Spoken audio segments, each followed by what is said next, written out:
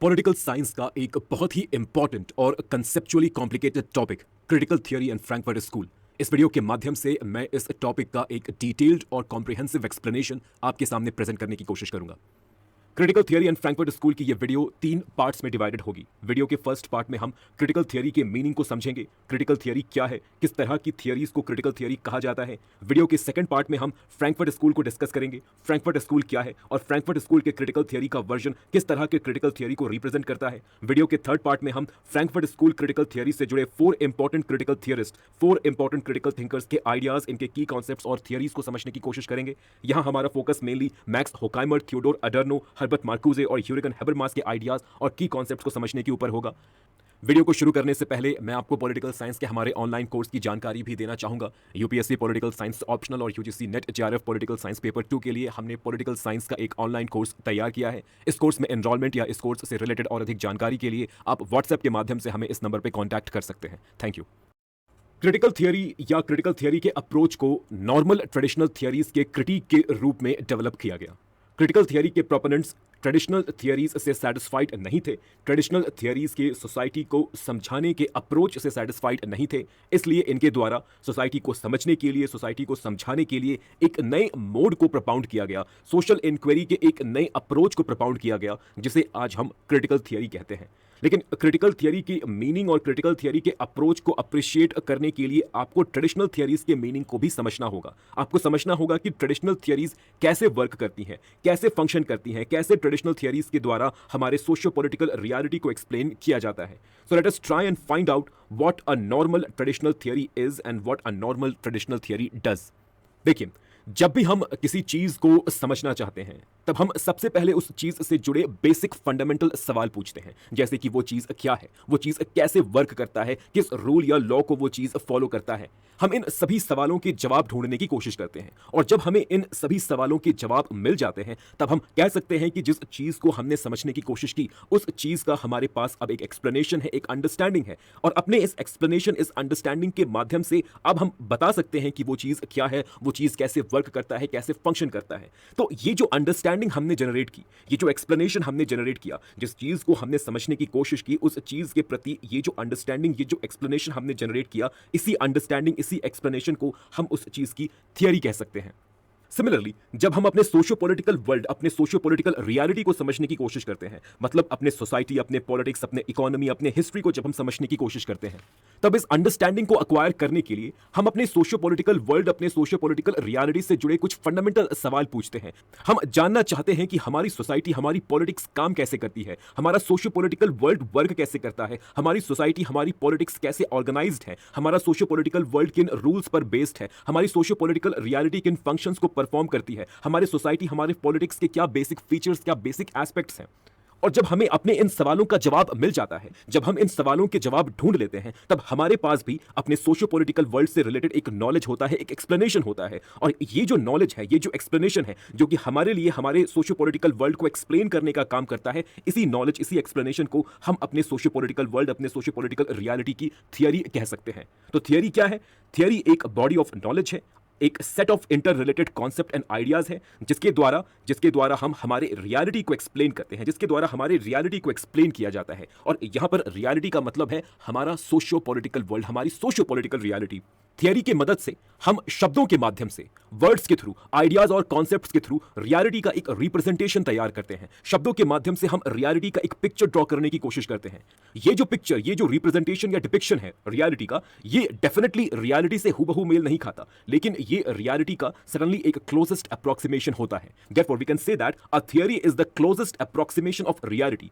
Theories reality को, reality के fundamental nature को एक्सप्लेन करने के लिए बनी होती है। लेकिन आपको यहां समझना है कि जब हम सोशियो पॉलिटिकल रियलिटी की बात करते हैं, सोशियो पॉलिटिकल रियलिटी की अंडरस्टैंडिंग, एक्सप्लेनेशन को हासिल करने की जब हम बात करते हैं, तब इस सोशियो पॉलिटिकल रियलिटी से जुड़ी ये जो अंडरस्टैंडिंग, ये जो एक्सप्लेनेशन है, ये जो बॉडी ऑफ नॉलेज है जिसे हम थियरी कह रहे हैं, ये थियरी, हमें समझना है कि ये थियरी खुद ब खुद बिल्ड नहीं होता। इस थियरी को, इस अंडरस्टैंडिंग, एक्सप्लेनेशन को बिल्ड किया जाता है।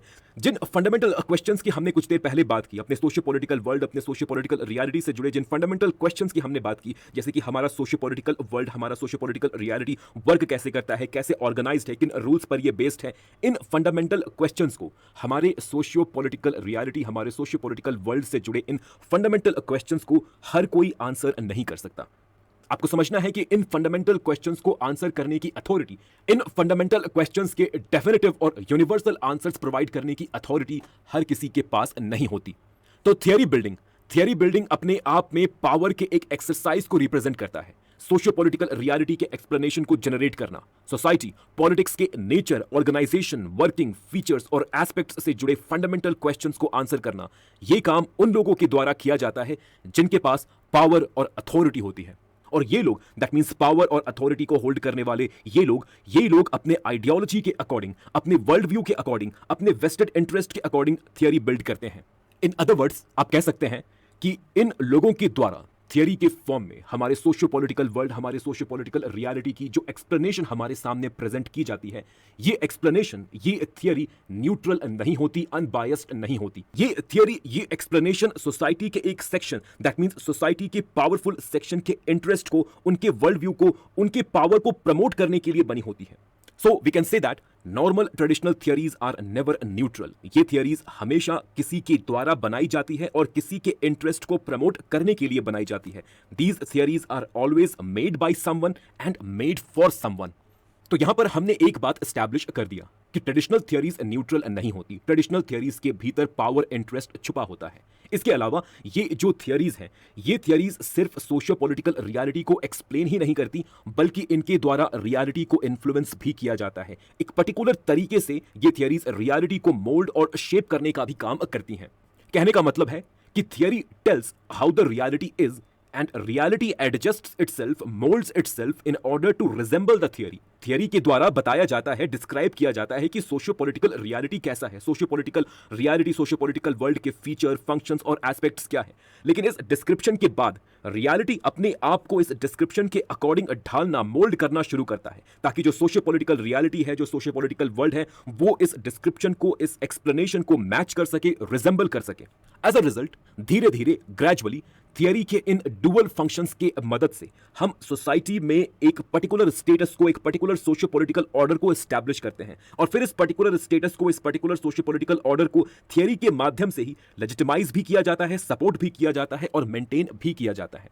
तो जो ट्रेडिशनल थियरीज हैं, ट्रेडिशनल थियरीज के ये बेसिक फंक्शंस होते हैं, एक पर्टिकुलर स्टेटस को, एक पर्टिकुलर सोशियो पॉलिटिकल ऑर्डर को बिल्ड करना, फिर इस स्टेटस को लेजिटिमाइज करना, इसे सपोर्ट करना, इसे मेंटेन करके रखना। लेकिन इस तरह से एक पर्टिकुलर सोशियो पॉलिटिकल ऑर्डर को लेजिटिमाइज करते हुए, एक पर्टिकुलर स्टेटस को लेजिटिमाइज करते हुए, जो ट्रेडिशनल थियरीज हैं, ये थियरीज सोसाइटी में मौजूद ऑपरेशंस, ऑप्रेसिव प्रैक्टिसेस, डोमिनेशंस और एक्सप्लॉयटेशंस को भी हाइड करने का काम करती हैं। थियरीज न्यूट्रल नहीं होती, ये बात हमने एस्टैब्लिश कर दिया। थियरीज न्यूट्रल नहीं होती, हर किसी के इंटरेस्ट को, समाज के हर सेक्शन के इंटरेस्ट को प्रमोट करने के लिए ये थियरीज बनी नहीं होती। समाज का वो सेक्शन, वो तबका जो पावरफुल है, समाज के वीकर सेक्शन को एक्सप्लॉइट करता है, उन्हें मार्जिनलाइज करता है, और समाज के वीकर सेक्शन का ये जो एक्सप्लॉइटेशन है, ये जो मार्जिनलाइजेशन है, इस एक्सप्लॉइटेशन, इस मार्जिनलाइजेशन को हाइड करने के लिए, इन्हें छुपा कर रखने के लिए एक पर्टिकुलर थियरी को बिल्ड किया जाता है, और फिर इस थियरी के माध्यम से एक पर्टिकुलर सोशियो पॉलिटिकल ऑर्डर, एक पर्टिकुलर स्टेटस को एस्टैब्लिश किया जाता है, और फिर इस स्टेटस को, इस सोशियो पॉलिटिकल ऑर्डर को इस थियरी के द्वारा ही लेजिटिमाइज और सपोर्ट भी किया जाता है। लेकिन अब सवाल है कि ये जो हिडन ऑपरेशंस हैं, ये जो hidden oppressive and exploitative practices हैं, ये जो हिडन डोमिनेशन, ये जो हिडन पावर इंटरेस्ट्स हैं, अगर हम इन हिडन ऑपरेशंस, डोमिनेशंस और पावर रिलेशंस को अनकवर नहीं करते हैं, इन्हें अनवील नहीं करते हैं, तो ये डोमिनेशन, ये ऑपरेशंस समाज में कंटिन्यू रहेंगे, और इन हिडन ऑपरेशंस और डोमिनेशंस को एक्सपीरियंस करने वाले जो लोग हैं, वे कभी भी true freedom, true autonomy, emancipation को एक्सपीरियंस नहीं कर पाएंगे। तो इन ऑप्रेस्ड लोगों के, इन एक्सप्लॉइटेड लोगों के, इन डोमिनेटेड लोगों के फ्रीडम और इमेंसिपेशन के लिए हमें इन hidden forms of oppressions, dominations, power interests को अनवील करना होगा, अनकवर करना होगा। सवाल यह है कि हम ये करेंगे कैसे? How we will do this? ये होगा कैसे? ट्रेडिशनल थियरीज के द्वारा ये नहीं हो सकता, क्योंकि ट्रेडिशनल थियरीज का ये काम है, उनका ये वर्क है कि ट्रेडिशनल थियरीज स्टेटस को लेजिटिमाइज करे और स्टेटस को के तहत मौजूद जो हिडन ऑपरेशंस हैं, जो एक्सप्लॉइटेटिव प्रैक्टिसेस हैं, इन सभी ऑपरेशंस, डोमिनेशंस, एक्सप्लॉइटेटिव प्रैक्टिसेस को हिडन ही रहने दे, इन्हें अनकवर होने ना दे। ये ट्रेडिशनल थियरीज का काम है। तो ट्रेडिशनल थियरीज के मदद से हम ह्यूमन इमेंसिपेशन को अचीव नहीं कर सकते, इन हिडन फॉर्म्स ऑफ डोमिनेशन को हम अनकवर नहीं कर सकते। मतलब कि इन हिडन फॉर्म्स ऑफ डोमिनेशन को अनकवर करने के लिए हमें अपने मोड ऑफ थियरी बिल्डिंग को, हमें अपने मोड ऑफ सोशल इंक्वायरी को बदलना होगा। हमें सोशल इंक्वायरी और थियरी बिल्डिंग के एक ऐसे अप्रोच को अपनाना होगा जहां पर स्टेटस को लेजिटिमाइज नहीं बल्कि स्टेटस को क्रिटिसाइज किया जाता हो, जहां हमारा गोल स्टेटस को मेंटेन करके रखना नहीं बल्कि स्टेटस को बदलना होगा, जहां हम सोसाइटी के एग्जिस्टिंग सोशल ऑर्डर को, सोसाइटी में मौजूद टेकन फॉर ग्रांटेड अजम्पशंस को क्रिटिक करते हो, जहां हमारा गोल सिर्फ अपने सोशियो पॉलिटिकल रियलिटी के एक एक्सप्लेनेशन को जनरेट करने तक सीमित ना हो बल्कि हमारा गोल, हमारा ऑब्जेक्टिव ये हो कि हम समाज में मौजूद जो हिडन फॉर्म्स ऑफ ऑपरेशंस हैं, डोमिनेशंस हैं, इन्हें अनकवर करें और इस तरह से हम ह्यूमन फ्रीडम, ह्यूमन इमेंसिपेशन को अचीव करें। सोसाइटी को समझने का, सोशल इंक्वायरी का ये जो मोड है, थियरी बिल्डिंग की ये जो अप्रोच है, इसे ही हम क्रिटिकल थियरी कहते हैं। क्रिटिकल थियरी का बेसिक अजम्पशन है कि किसी भी सोशल इंक्वायरी, किसी भी थियरी बिल्डिंग का ultimate goal, ultimate purpose social change और ह्यूमन इमेंसिपेशन होना चाहिए। मतलब हमें समाज को सिर्फ समझने के लिए नहीं समझना है बल्कि हमें समाज को बदलने के लिए और ह्यूमन इमेंसिपेशन को अचीव करने के लिए, hidden forms of dominations and oppressions को अनकवर करने के लिए हमें समाज को समझना है, सोसाइटी की एक अंडरस्टैंडिंग और एक्सप्लेनेशन डेवलप करनी है। क्रिटिकल थियरी के इस अजम्पशन को आप कार्ल मार्क्स के आइडियाज से ट्रेस कर सकते हैं। कार्ल मार्क्स की मोड ऑफ सोशल इंक्वायरी भी चेंज और ह्यूमन इमेंसिपेशन के प्रति डेडिकेटेड थी। कार्ल मार्क्स भी क्रिटिकल सोशल इंक्वायरी के ट्रेडिशन से बिलोंग करते हैं। कार्ल मार्क्स की एक फेमस वर्क है 11 थीसिस ऑन फुअरबाख। इस वर्क के 11th थीसिस में कार्ल मार्क्स लिखते हैं कि philosophers have only interpreted the world, the point is to change it. Karl Marx की ये thesis that philosophers have only interpreted the world, the point is to change it, Karl Marx की ये thesis सभी critical theory traditions के लिए एक guiding principal का काम करती है। यहां पर आपको समझना है कि क्रिटिकल थियरी के दो इंपॉर्टेंट डायमेंशंस होते हैं। पहला, critical theories are emancipatory theories और दूसरा, critical theories are dialectical in nature. Critical theories are dialectical theories. Critical theories first and foremost human emancipation की बात करता है। क्रिटिकल थियरीज ह्यूमन इमेंसिपेशन के लिए डेडिकेटेड है। ह्यूमन इमेंसिपेशन का मतलब है इंडिविजुअल को एम्पावर करना, व्यक्ति के फ्रीडम को, व्यक्ति के ऑटोनॉमी को एनहांस करना ताकि एक व्यक्ति अपने आप को सोसाइटी में मौजूद हर तरह के डोमिनेशन, ऑपरेशंस और एक्सप्लॉयटेशन से फ्री कर सके। So critical theories search for that kind of socio-political order where the level of human emancipation is maximum. It tries to open up the possibilities of advancement and progress of human society. Critical theory का next feature है कि critical theories dialectical होती हैं। They are dialectical theories. Dialectical होने से यहां हमारा मतलब है कि क्रिटिकल थियरीज के द्वारा सोसाइटी में मौजूद जो कॉन्ट्रडिक्शंस हैं, इन कॉन्ट्रडिक्शंस को अनकवर किया जाता है। That means way ideas, way values, way assumptions जिन्हें हम टेकन फॉर ग्रांटेड लेते हैं, इन आइडियाज, इन वैल्यूज, इन अजम्पशंस को क्रिटिसाइज करके इनमें छिपे, इनके पीछे छिपे कॉन्ट्रडिक्शंस को और पावर इंटरेस्ट को बाहर लाया जाता है। फॉर एग्जाम्पल, अगर एक लिबरल डेमोक्रेटिक सोसाइटी के द्वारा यह क्लेम किया जा रहा है कि liberal democratic society justice, liberty के प्रिंसिपल पर बेस्ड है, इक्वालिटी के प्रिंसिपल पर बेस्ड है, तो यहां पर क्रिटिकल थियरिस्ट्स के द्वारा सोसाइटी के उन एस्पेक्ट्स को लोगों के सामने लाया जाएगा, सोसाइटी के उन फीचर्स को, इस लिबरल डेमोक्रेटिक सोसाइटी के उन फीचर्स को लोगों के सामने अनकवर किया जाएगा जिन फीचर्स से यह प्रूव होगा कि जो लिबरल डेमोक्रेटिक सोसाइटी है, कि liberal democratic society justice, freedom, equality, liberty के प्रिंसिपल पर बेस्ड नहीं है। ये जो प्रिंसिपल्स हैं, ये जो पॉलिटिकल वैल्यूज और आइडियाज हैं, they are there only in written form. हकीकत में जिस तरह से सोसाइटी ऑर्गेनाइज्ड है और वर्क करता है, वो जस्टिस, लिबर्टी, इक्वालिटी के आइडिया से बहुत दूर है। तो इस तरह के हिडन कॉन्ट्रडिक्शंस को अनवील करने का काम, अनकवर करने का काम, दुनिया के सामने लाने का काम क्रिटिकल थियरीज के द्वारा किया जाता है। क्रिटिकल थियरी फ्रैंकफर्ट स्कूल से जुड़ा है। फ्रैंकफर्ट स्कूल के थियरिस्ट्स के द्वारा जिस अप्रोच को अपनाया जाता है, जिस तरह की थियरीज बिल्ड की जाती है, जिस तरह की social theory, political theory, cultural theory Frankfurt school के थियरिस्ट्स के द्वारा बिल्ड की जाती है, इन थियरीज को हम क्रिटिकल थियरी कहते हैं। फ्रैंकफर्ट स्कूल सोशल इंक्वायरी के एक क्रिटिकल ट्रेडिशन को रिप्रेजेंट करता है। लेकिन यहां आपको समझना है कि Frankfurt school critical social inquiry का एक टाइप है। It is a type of critical social inquiry, it is a type of critical theory. लेकिन फ्रैंकफर्ट स्कूल के अलावा और भी कई तरह के क्रिटिकल थियरीज होते हैं, और भी कई तरह के क्रिटिकल ट्रेडिशंस होते हैं। फ्रैंकफर्ट स्कूल के बाहर भी critical theories, critical social inquiry, critical traditions exist करते हैं। फॉर एग्जाम्पल फेमिनिज्म भी एक तरह की क्रिटिकल सोशल इंक्वायरी है। फेमिनिज्म की आइडियोलॉजी भी एक तरह के क्रिटिकल ट्रेडिशन को रिप्रेजेंट करता है। इसके बाद पोस्ट मॉडर्निज्म भी एक क्रिटिकल ट्रेडिशन को रिप्रेजेंट करता है। पोस्ट मॉडर्निज्म को भी आप एक क्रिटिकल थियरी कह सकते हैं। लेकिन फ्रैंकफर्ट स्कूल की जो क्रिटिकल थियरी है, the critical theory practised by Frankfurt school की क्रिटिकल थियरी फेमिनिज्म और पोस्ट मॉडर्निज्म के क्रिटिकल ट्रेडिशन से अलग है, डिफरेंट है। फ्रैंकफर्ट स्कूल की क्रिटिकल थियरी और फेमिनिज्म और पोस्ट मॉडर्निज्म की क्रिटिकल ट्रेडिशन सेम नहीं है, दोनों में फंडामेंटल डिफरेंसेस हैं। यहां इस वीडियो में हम फ्रैंकफर्ट स्कूल के क्रिटिकल ट्रेडिशन को समझने की कोशिश करेंगे। फ्रैंकफर्ट स्कूल इस टर्म को जर्मनी के शहर फ्रैंकफर्ट में स्थित इंस्टीट्यूट फॉर सोशल रिसर्च नाम के थिंक टैंक या रिसर्च ऑर्गेनाइजेशन से एसोसिएटेड थिंकर्स, स्कॉलर्स, रिसर्चर्स और थियरिस्ट्स के लिए यूज किया जाता है। फ्रैंकफर्ट स्थित इस इंस्टीट्यूट फॉर सोशल रिसर्च के तहत काम करने वाले जो थियरिस्ट, रिसर्चर्स हैं और इनके द्वारा अपनाया जाने वाला जो क्रिटिकल अप्रोच है, इसे ही कलेक्टिवली फ्रैंकफर्ट स्कूल कहते हैं। इंस्टीट्यूट फॉर सोशल रिसर्च, इस इंस्टीट्यूट को 1923 में फ्रैंकफर्ट में फ्रेडरिक पोलक और फेलिक्स व्हील के द्वारा फाउंड किया गया था और इस institute, that means institute for social research के फर्स्ट डायरेक्टर थे कार्ल ग्रनबर्ग। 1923 में Carl Grunberg institute for social research के डायरेक्टर बनते हैं।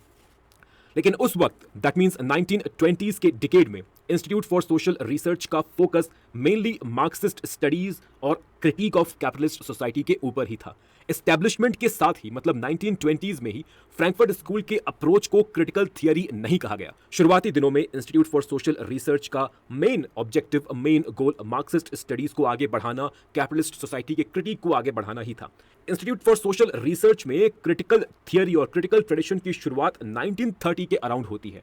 1930 में जब मैक्स होकाइमर फ्रैंकफर्ट स्कूल के, that means institute for social research के डायरेक्टर बनते हैं, डायरेक्टर बनने के बाद मैक्स होकाइमर के द्वारा यह कहा गया कि इंस्टीट्यूट फॉर सोशल रिसर्च, इस इंस्टीट्यूट का जो अप्रोच होगा थ्योरी बिल्डिंग को लेकर, सोसाइटी को समझने को लेकर या सोशल इंक्वायरी को लेकर, इस इंस्टीट्यूट का जो अप्रोच होगा, वो अप्रोच बाकी मौजूदा सोशल इंक्वायरी के अप्रोचेस से, नॉलेज बिल्डिंग, थ्योरी बिल्डिंग के अप्रोचेस से डिफरेंट होगा। 1937 में इसी ऑब्जेक्टिव को परस्यू करते हुए 1937 में मैक्स होकाइमर एक आर्टिकल पब्लिश करते हैं। इस आर्टिकल का टाइटल था traditional and critical theories. Critical theory, ये जो फ्रेज है, क्रिटिकल थियरी, ये जो फ्रेज है, इस फ्रेज को मैक्स होकाइमर के द्वारा ही कॉइन किया गया। क्रिटिकल थियरी, ये फ्रेज एकेडमिक वर्ल्ड में 1937 में मैक्स होकाइमर के इस आर्टिकल में, ट्रेडिशनल एंड क्रिटिकल थियरीज, इस आर्टिकल में अपीयर होता है। मैक्स होकाइमर सोशल इंक्वायरी और थियरी बिल्डिंग के बाकी कंटेम्प्रेरी अप्रोचेस से फ्रैंकफर्ट स्कूल के अप्रोच को डिफरेंशिएट करने के लिए फ्रैंकफर्ट स्कूल के अप्रोच को क्रिटिकल थियरी का नाम देते हैं। क्रिटिकल थियरी के इस फ्रेज को मैक्स होकाइमर के द्वारा यहां पर कॉइन किया जाता है। क्रिटिकल थियरी क्या है, क्रिटिकल थियरी किस तरह के थियरी को रिप्रेजेंट करता है और क्रिटिकल थियरी कैसे बाकी थियोरेटिकल अप्रोचेस से डिफरेंट है, इन सभी क्वेश्चंस को होकाइमर ने अपने 1937 के article traditional and critical theories, इस आर्टिकल में आंसर किया। इस आर्टिकल में मैक्स होकाइमर ने बताया कि फ्रैंकफर्ट स्कूल का research objective, broad research agenda क्या होगा, किस तरह के अप्रोच को फ्रैंकफर्ट स्कूल के थियरिस्ट्स के द्वारा अपनाया जाएगा। इसके अलावा मैक्स होकाइमर के द्वारा इस आर्टिकल में ट्रेडिशनल थियरीज और क्रिटिकल थियरीज के बीच डिफरेंसेस को भी एक्सप्लेन किया गया। मैक्स होकाइमर ने कहा कि ट्रेडिशनल थियरीज स्टेटस को लेजिटिमाइज करने का काम करती है, स्टेटस को मेंटेन रखने का काम करती है। ट्रेडिशनल थियरीज के द्वारा एक पर्टिकुलर स्टेटस को एक्सप्लेन किया जाता है, फिर इस स्टेटस को लेजिटिमाइज करने का, इस स्टेटस को मेंटेन करने का काम ट्रेडिशनल थियरीज करती हैं। उन्होंने कहा कि जो ट्रेडिशनल थियरीज होती हैं, ट्रेडिशनल थियरीज का काम होता है रियलिटी को एक्सप्लेन करना, फैक्ट और एविडेंसेस को कलेक्ट करना, रियलिटी को एक्सप्लेन करना, रियलिटी को एक्सप्लेन करने के लिए फैक्ट और एविडेंसेस को कलेक्ट करना। लेकिन यहां पर फैक्ट और एविडेंसेस को सिर्फ फैक्ट और एविडेंसेस के लिए ही कलेक्ट किया जाता है। Fact and evidences under traditional theories, fact and evidences are collected for the sake of collecting fact and evidences. इन फैक्ट एंड एविडेंसेस का काम सिर्फ और सिर्फ स्टेटस को एक्सप्लेन करना, स्टेटस को लेजिटिमाइज करना और स्टेटस को मेंटेन करके रखने तक ही सीमित होता है। लेकिन इन ट्रेडिशनल थियरीज के अपोजिट जो क्रिटिकल थियरीज होंगी, क्रिटिकल थियरीज का काम स्टेटस को लेजिटिमाइज करना नहीं, बल्कि स्टेटस को क्वेश्चन करना होगा। यहां पर फैक्ट और एविडेंसेस को सिर्फ फैक्ट और एविडेंसेस के लिए कलेक्ट नहीं किया जाएगा। We won't be collecting fact and evidences for the sake of collecting fact and evidences. We won't be building theories for the sake of building theories. Rather, the goal of theory building and the goal of collecting fact and evidences would be to critique the society, to critique the status quo and move towards a change and greater human emancipation. Critical theory के तहत theory build करने का ultimate objective होगा society में change को introduce करना, ये find out करना कि सोसाइटी में ह्यूमन इमेंसिपेशन का लेवल क्या है और किस तरह से हम ह्यूमन इमेंसिपेशन को इंक्रीज कर सकते हैं, किस तरह से हमारे सोसाइटी को, हमारे सोशियो पॉलिटिकल ऑर्डर को और बेहतर तरीके से ऑर्गेनाइज किया जा सकता है। तो मौजूदा सोशियो पॉलिटिकल ऑर्डर को क्रिटिक करना और एक बेटर अल्टरनेटिव की तलाश करना, एक बेटर अल्टरनेटिव की ओर आगे बढ़ना, ये इंस्टीट्यूट फॉर सोशल रिसर्च या आप कहें फ्रैंकफर्ट स्कूल का गोल होगा, ऑब्जेक्टिव होगा। इंस्टीट्यूट फॉर सोशल रिसर्च, इस इंस्टीट्यूट से कई थियरिस्ट जुड़े हुए हैं। ये जो थियरिस्ट हैं इन्हें 3 जनरेशंस में कैटेगराइज किया जाता है। First generation critical theorist, second generation critical theorist और third generation critical theorist. First generation critical theorist में जो मेन इंपॉर्टेंट थियरिस्ट हैं वे हैं max Horkheimer, Theodor Adorno, Herbert Marcuse, Walter Benjamin. इनके अलावा और भी कई थियरिस्ट हैं जो कि फर्स्ट जनरेशन में इंक्लूडेड हैं। सेकंड जनरेशन क्रिटिकल थियरिस्ट में आएंगे यूरिगन हैबरमास। थर्ड जनरेशन में आएंगे एक्सेल होनेथ, साइला बिन हबीब और नैन्सी फ्रेजर। इन सभी क्रिटिकल थियरिस्ट को, that means first generation critical theorist, second generation critical theorist, third generation critical theorist, इन सभी क्रिटिकल थियरिस्ट को फ्रैंकफर्ट में स्थित इंस्टीट्यूट फॉर सोशल रिसर्च से जुड़े इन सभी थियरिस्ट को और इनके क्रिटिकल थियरी के अप्रोच को कलेक्टिवली हम फ्रैंकफर्ट स्कूल कहते हैं। फ्रैंकफर्ट स्कूल एक इंटर डिसिप्लिनरी थिंक टैंक है, एक इंटर डिसिप्लिनरी रिसर्च ऑर्गेनाइजेशन है, जिस रिसर्च ऑर्गेनाइजेशन, जिस थिंक टैंक का अल्टीमेट ऑब्जेक्टिव है सोसाइटी को क्रिटिसाइज करना, स्टेटस को क्रिटिसाइज करना और ह्यूमन इमेंसिपेशन को अचीव करने के लिए, मतलब greater human freedom, greater human autonomy को अचीव करने के लिए सोसाइटी में मौजूद हिडन ऑपरेशंस और डोमिनेशंस को अनकवर करना। फ्रैंकफर्ट स्कूल के थियरिस्ट के द्वारा सिर्फ डिस्क्रिप्टिव थियरीज बिल्ड नहीं की जाती, ये हमें सिर्फ ये नहीं बताते कि समाज कैसा है, what is the society like, how the society is, नहीं, ये थियरिस्ट, ये क्रिटिकल थियरिस्ट ऑट टू के क्वेश्चन को भी डील करते हैं। मतलब ये थियरिस्ट हमें बताते हैं कि सोसाइटी को कैसा होना चाहिए, how the society should be, how the society ought to be. That means Frankfurt school critical theorist के द्वारा बिल्ड की जाने वाली थियरीज का नेचर नॉर्मेटिव भी होता है। Their theories are both descriptive and normative। ये हमें बताते हैं कि समाज कैसा है, लेकिन साथ ही साथ ये हमें ये भी बताते हैं कि समाज को कैसा होना चाहिए। इसके अलावा आपको समझना है कि फ्रैंकफर्ट स्कूल के द्वारा एक इंटर डिसिप्लिनरी अप्रोच को भी अपनाया जाता है। यहाँ पर सोसाइटी को स्टडी करने के लिए, सोसाइटी को एनालाइज करने के लिए सिर्फ किसी एक डिसिप्लिन या ब्रांच ऑफ नॉलेज को यूज नहीं किया जाता।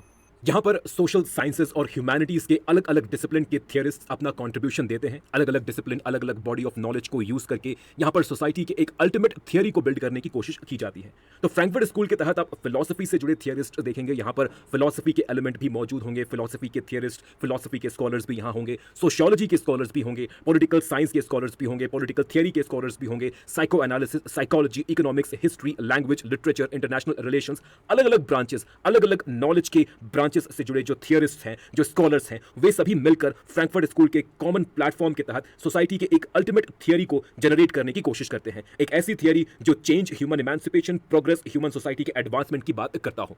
तो ये ब्रॉड ऑब्जेक्टिव है फ्रैंकफर्ट स्कूल क्रिटिकल थियरी का, ये ब्रॉड ऑब्जेक्टिव है और इस ब्रॉड ऑब्जेक्टिव को फ्रैंकफर्ट स्कूल के सभी थियरिस्ट के द्वारा परस्यू किया जाता है। लेकिन यहां पर आपको यह भी समझना है कि जब फ्रैंकफर्ट स्कूल को एस्टैब्लिश किया गया, दैट मींस फ्रैंकफर्ट स्कूल के शुरुआती दिनों में, फ्रैंकफर्ट स्कूल क्रिटिकल थियरी के शुरुआती दिनों में फ्रैंकफर्ट स्कूल के स्कॉलर्स के द्वारा और भी कुछ इंपॉर्टेंट गोल्स को अचीव करने की कोशिश की जाती है। ये जो ब्रॉड गोल्स आपके सामने मैंने रखा, इस ब्रॉड गोल के तहत कुछ और भी सबऑर्डिनेट गोल्स को हम इंक्लूड कर सकते हैं।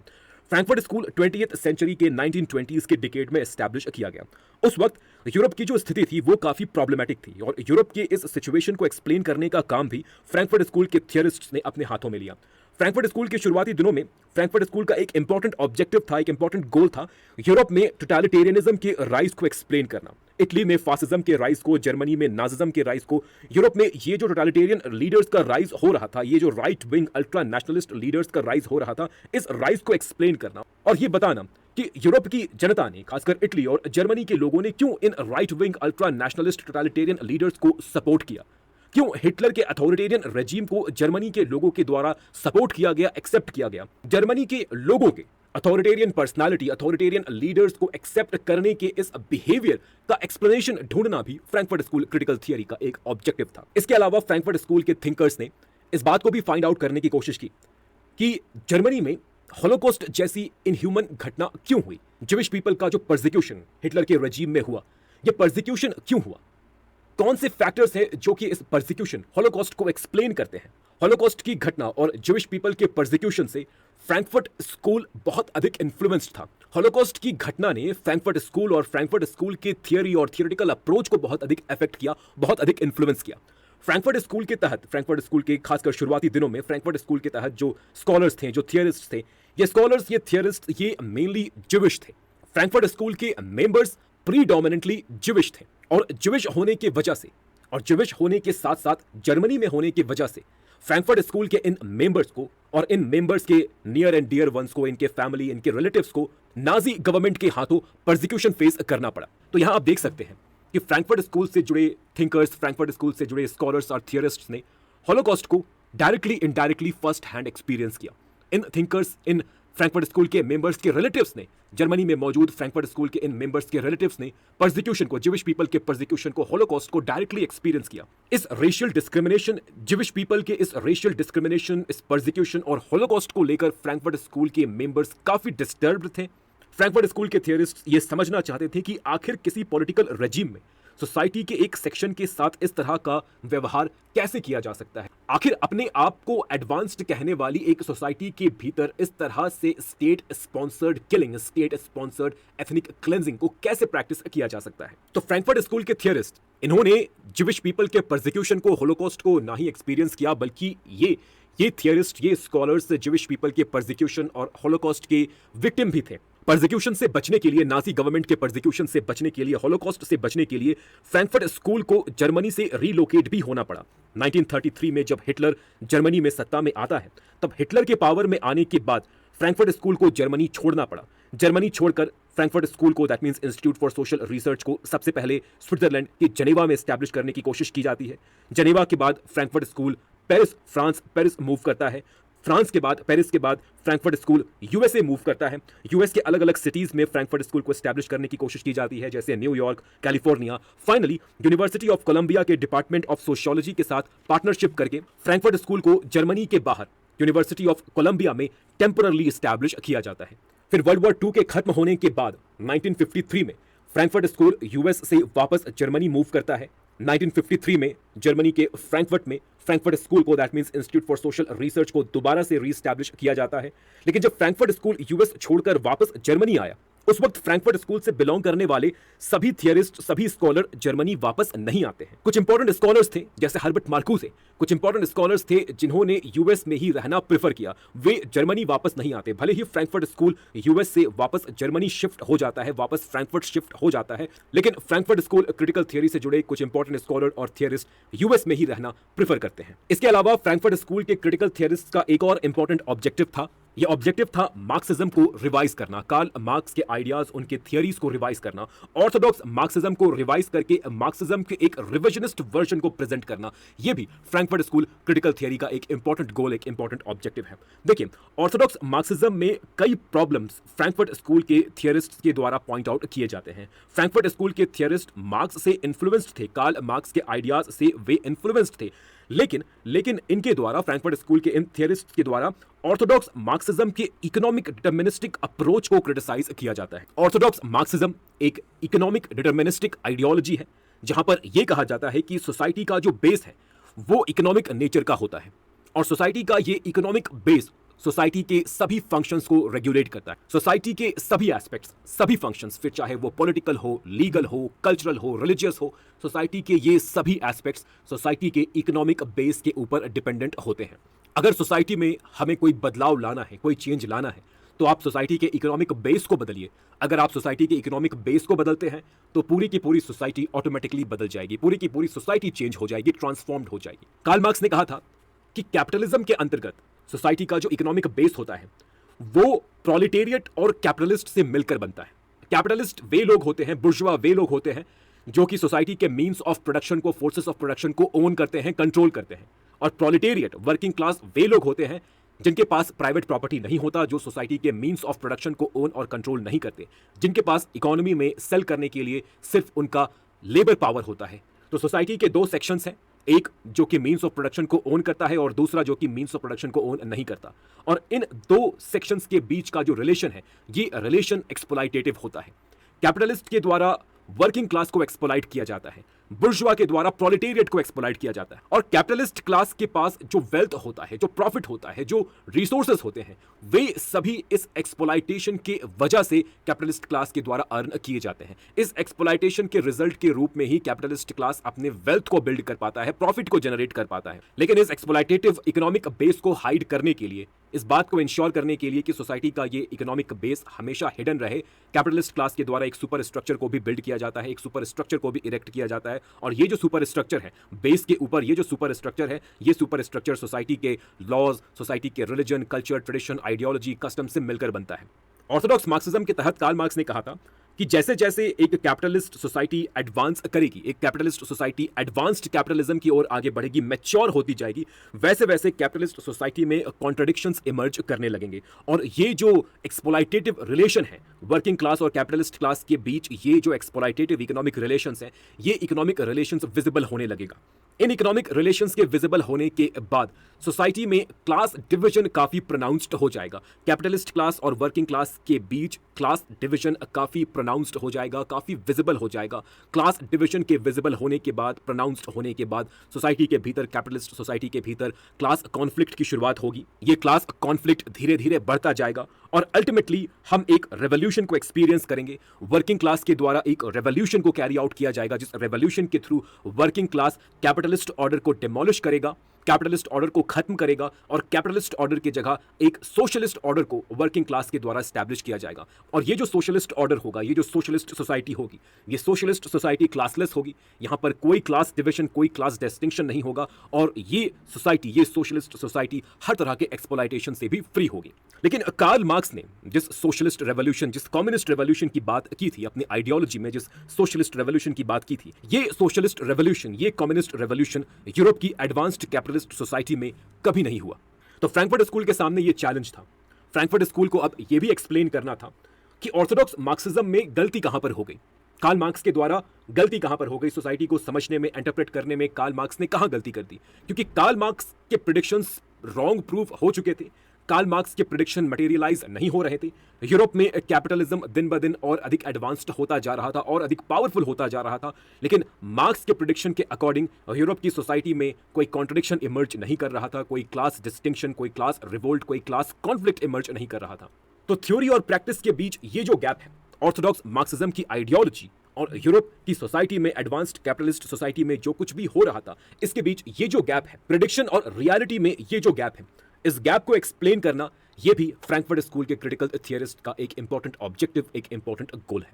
फ्रैंकफर्ट स्कूल के क्रिटिकल थियरिस्ट, फिर चाहे ये क्रिटिकल थियरिस्ट फर्स्ट जनरेशन से जुड़े हो, सेकंड जनरेशन से जुड़े हो या थर्ड जनरेशन से बिलोंग करते हो, इन क्रिटिकल थियरिस्ट्स ने हमेशा कैपिटलिस्ट सोसाइटी में मौजूद प्रॉब्लम्स के रूट काउज को समझने की कोशिश की है। इन थियरिस्ट्स के द्वारा, इनके थियरीज, इनके ऑब्जर्वेशन, इनके एनालिसिस में, दैट मीन्स कैपिटलिस्ट सोसाइटी के इनके थियरीज, इनके ऑब्जर्वेशन, इनके एनालिसिस में इन थियरिस्ट्स के द्वारा बार बार ये बताने की कोशिश की गई है कि हम ह्यूमन बीइंग के सामने किस तरह से एक इल्यूजन को क्रिएट किया जाता है। एक इल्यूजन जहां हमें लगता है कि हम फ्री हैं, हम ऑटोनोमस हैं, हम अपने डिसीजंस को खुद लेते हैं, अपने चॉइसेस, अपने प्रेफरेंसेस, अपने डिजायर्स पर हमारा कंट्रोल होता है। हमें ये लगता है, एक लेट कैपिटलिस्ट सोसाइटी में रहने वाले लोगों को ये लगता है, ये अपीयर होता है, लेकिन हकीकत ऐसा नहीं होता।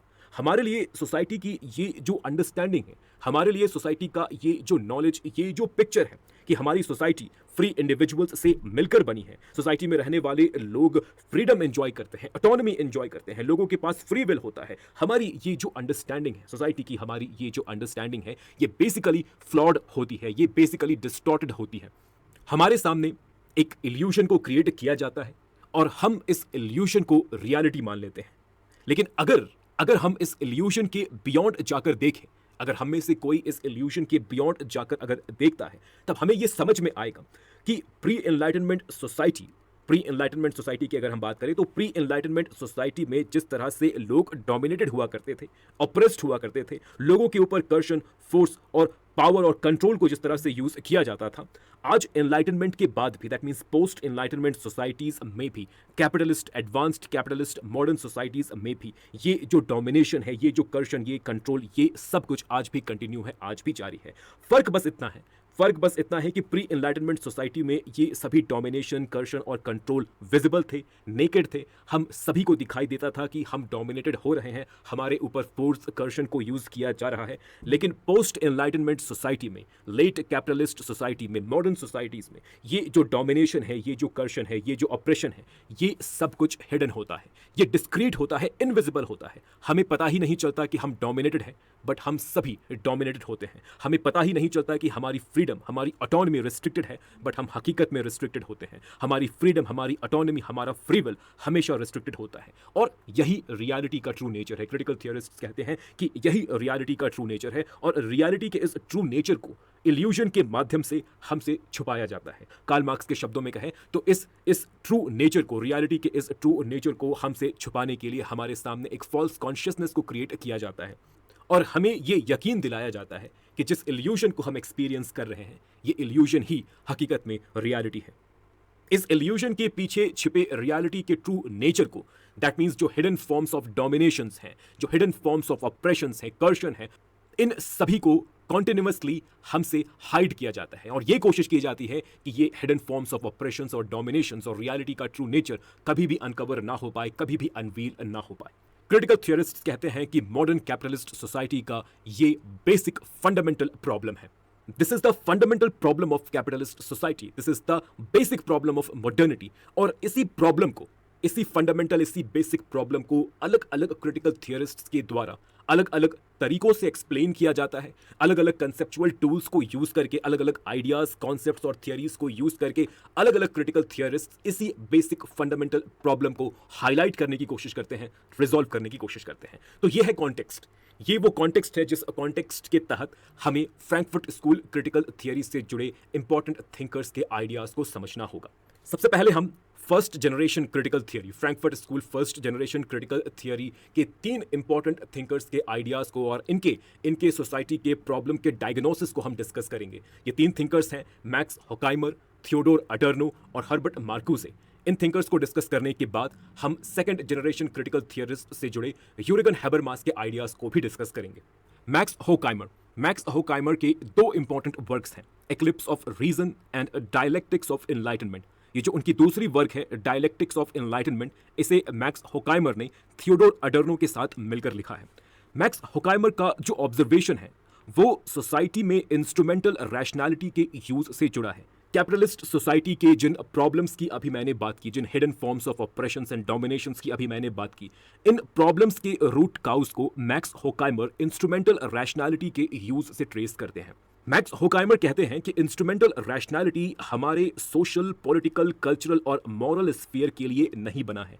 इंस्ट्रूमेंटल रैशनैलिटी का use economy, science and technology, इन टेक्निकल एरियाज तक ही लिमिटेड होना चाहिए। लेकिन जो मॉडर्न कैपिटलिस्ट सोसाइटी है, हम मॉडर्न कैपिटलिस्ट सोसाइटी में इंस्ट्रूमेंटल रैशनैलिटी को मॉरल, सोशल, पॉलिटिकल और कल्चरल स्फीयर में भी अप्लाई करते हैं। अपने सोशल, पॉलिटिकल और कल्चरल वर्ल्ड को भी हम इंस्ट्रूमेंटल रैशनैलिटी के बेसिस पर कंस्ट्रक्ट करते हैं, और प्रॉब्लम यहीं से शुरू होती है, यहीं से प्रॉब्लम की शुरुआत होती है। लेकिन सवाल अब यह है कि इंस्ट्रूमेंटल रैशनैलिटी का मतलब क्या होता है? What is this instrumental rationality? और instrumental rationality modern society, modern capitalist societies के प्रॉब्लम्स के लिए कैसे रिस्पॉन्सिबल है? देखिए, रैशनैलिटी का मतलब होता है यूज ऑफ रीजन। रीजन को यूज करके अपने मीन्स और एंड्स को कनेक्ट करना। सबसे पहले तो अपने एंड्स को डिसाइड करना, अपने गोल्स को डिसाइड करना, रीजन को यूज करके अपने एंड्स, अपने गोल्स को डिसाइड करना, और फिर उस गोल को अचीव करने के लिए जो बेस्ट पॉसिबल मीन्स हो सकता है, उस मीन्स को फाइंड आउट करना।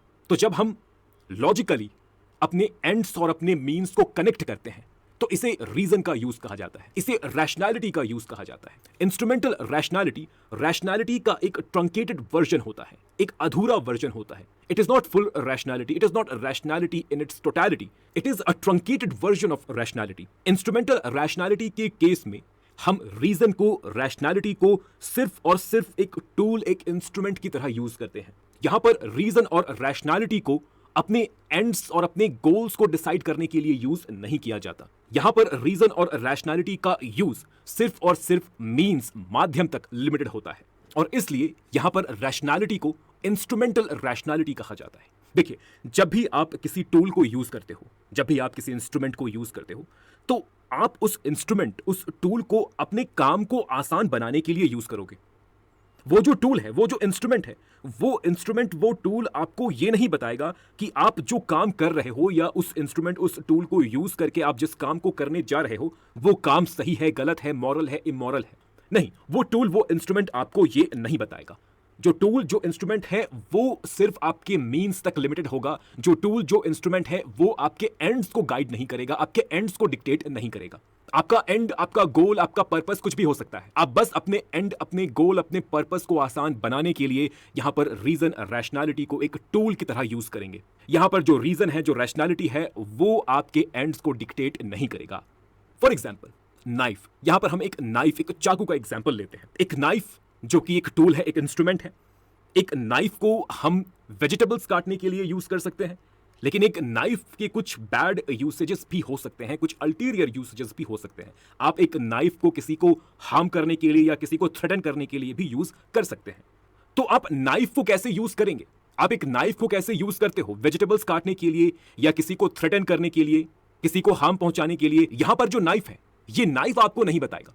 ये नाइफ आपको नहीं बताएगा कि आपको इस नाइफ को सिर्फ और सिर्फ पीसफुल पर्पस के लिए, फॉर एग्जांपल वेजिटेबल्स काटने के लिए ही यूज करना चाहिए। आप इस नाइफ को किसी को हार्म पहुंचाने के लिए, किसी को थ्रेटन करने के लिए यूज नहीं कर सकते। ये जो बात है, ये बात नाइफ आपको नहीं बताएगा। दैट मीन्स यहां पर ये नाइफ आपके एंड्स को डिक्टेट नहीं करेगा, आपके गोल्स को डिक्टेट नहीं करेगा। यहां पर ये नाइफ आपके लिए सिर्फ एक मीन्स, एक माध्यम की तरह अवेलेबल होगा। आपका एम, आपका गोल, आपका ऑब्जेक्टिव क्या है, नाइफ को इस बात से फर्क नहीं पड़ता। आपके एम्स, आपके गोल्स, आपके ऑब्जेक्टिव्स कुछ भी हो सकते हैं। नाइफ यहां पर सिर्फ और सिर्फ आपके ऑब्जेक्टिव्स, आपके गोल्स को हासिल करने में आपकी मदद करने के लिए आपके पास अवेलेबल है। इंस्ट्रूमेंटल रैशनैलिटी के केस में भी कुछ ऐसा ही होता है। इंस्ट्रूमेंटल रैशनैलिटी के केस में हम रीजन को सिर्फ और सिर्फ एक माध्यम, एक टूल, एक इंस्ट्रूमेंट की तरह यूज करते हैं अपने काम को आसान बनाने के लिए, अपने द्वारा सेट किए गए गोल्स को इजीली, इफेक्टिवली अचीव करने के लिए यहां पर रीजन और रैशनैलिटी को यूज किया जाता है। लेकिन इंस्ट्रूमेंटल रैशनैलिटी के केस में जो रीजन है, जो रैशनैलिटी है, ये हमारे एंड्स को डिक्टेट नहीं करता। हमने जो गोल्स सेट किए हैं उन गोल्स को डिक्टेट नहीं करता। यहां जो रीजन है, जो रैशनैलिटी है, वो सिर्फ हाउ के क्वेश्चन को आंसर करता है। How we need to do a thing, how के क्वेश्चन को यहां पर रीजन और रैशनैलिटी की मदद से आंसर किया जाता है। यहां पर रीजन और रैशनैलिटी व्हाई के क्वेश्चन को आंसर नहीं करता। Why we are doing this thing, क्यों हम इस काम को कर रहे हैं, क्या ये काम सही है, क्या ये काम गलत है। यहां पर इन क्वेश्चंस को आंसर करने के लिए हम रीजन और रैशनैलिटी को यूज नहीं करते। यहां पर जो रैशनैलिटी है वो आपको ये नहीं बताता कि जिस काम को आप करने जा रहे हो वो काम सही है या गलत है, आपका जो गोल है, जो एंड है, वो सही है या गलत है। तो क्योंकि इंस्ट्रूमेंटल रैशनैलिटी के केस में रैशनैलिटी, रीजन हमारे मींस तक लिमिटेड होता है, हमारे एंड्स को डिक्टेट नहीं करता, इसलिए इंस्ट्रूमेंटल रैशनैलिटी को रैशनैलिटी का ट्रंकेटेड वर्जन कहा जाता है, अधूरा वर्जन कहा जाता है। अब इस तरह के इंस्ट्रूमेंटल रैशनैलिटी को अगर हम अपने social, political, moral, cultural sphere में अप्लाई करते हैं, अपने सोशल, मॉरल, कल्चरल स्फीयर को अगर हम इंस्ट्रूमेंटल रैशनैलिटी को यूज करके बिल्ड करते हैं, तो इसका कंसीक्वेंस क्या होता है, इसका इंप्लीकेशन क्या होता है, इसे समझिए।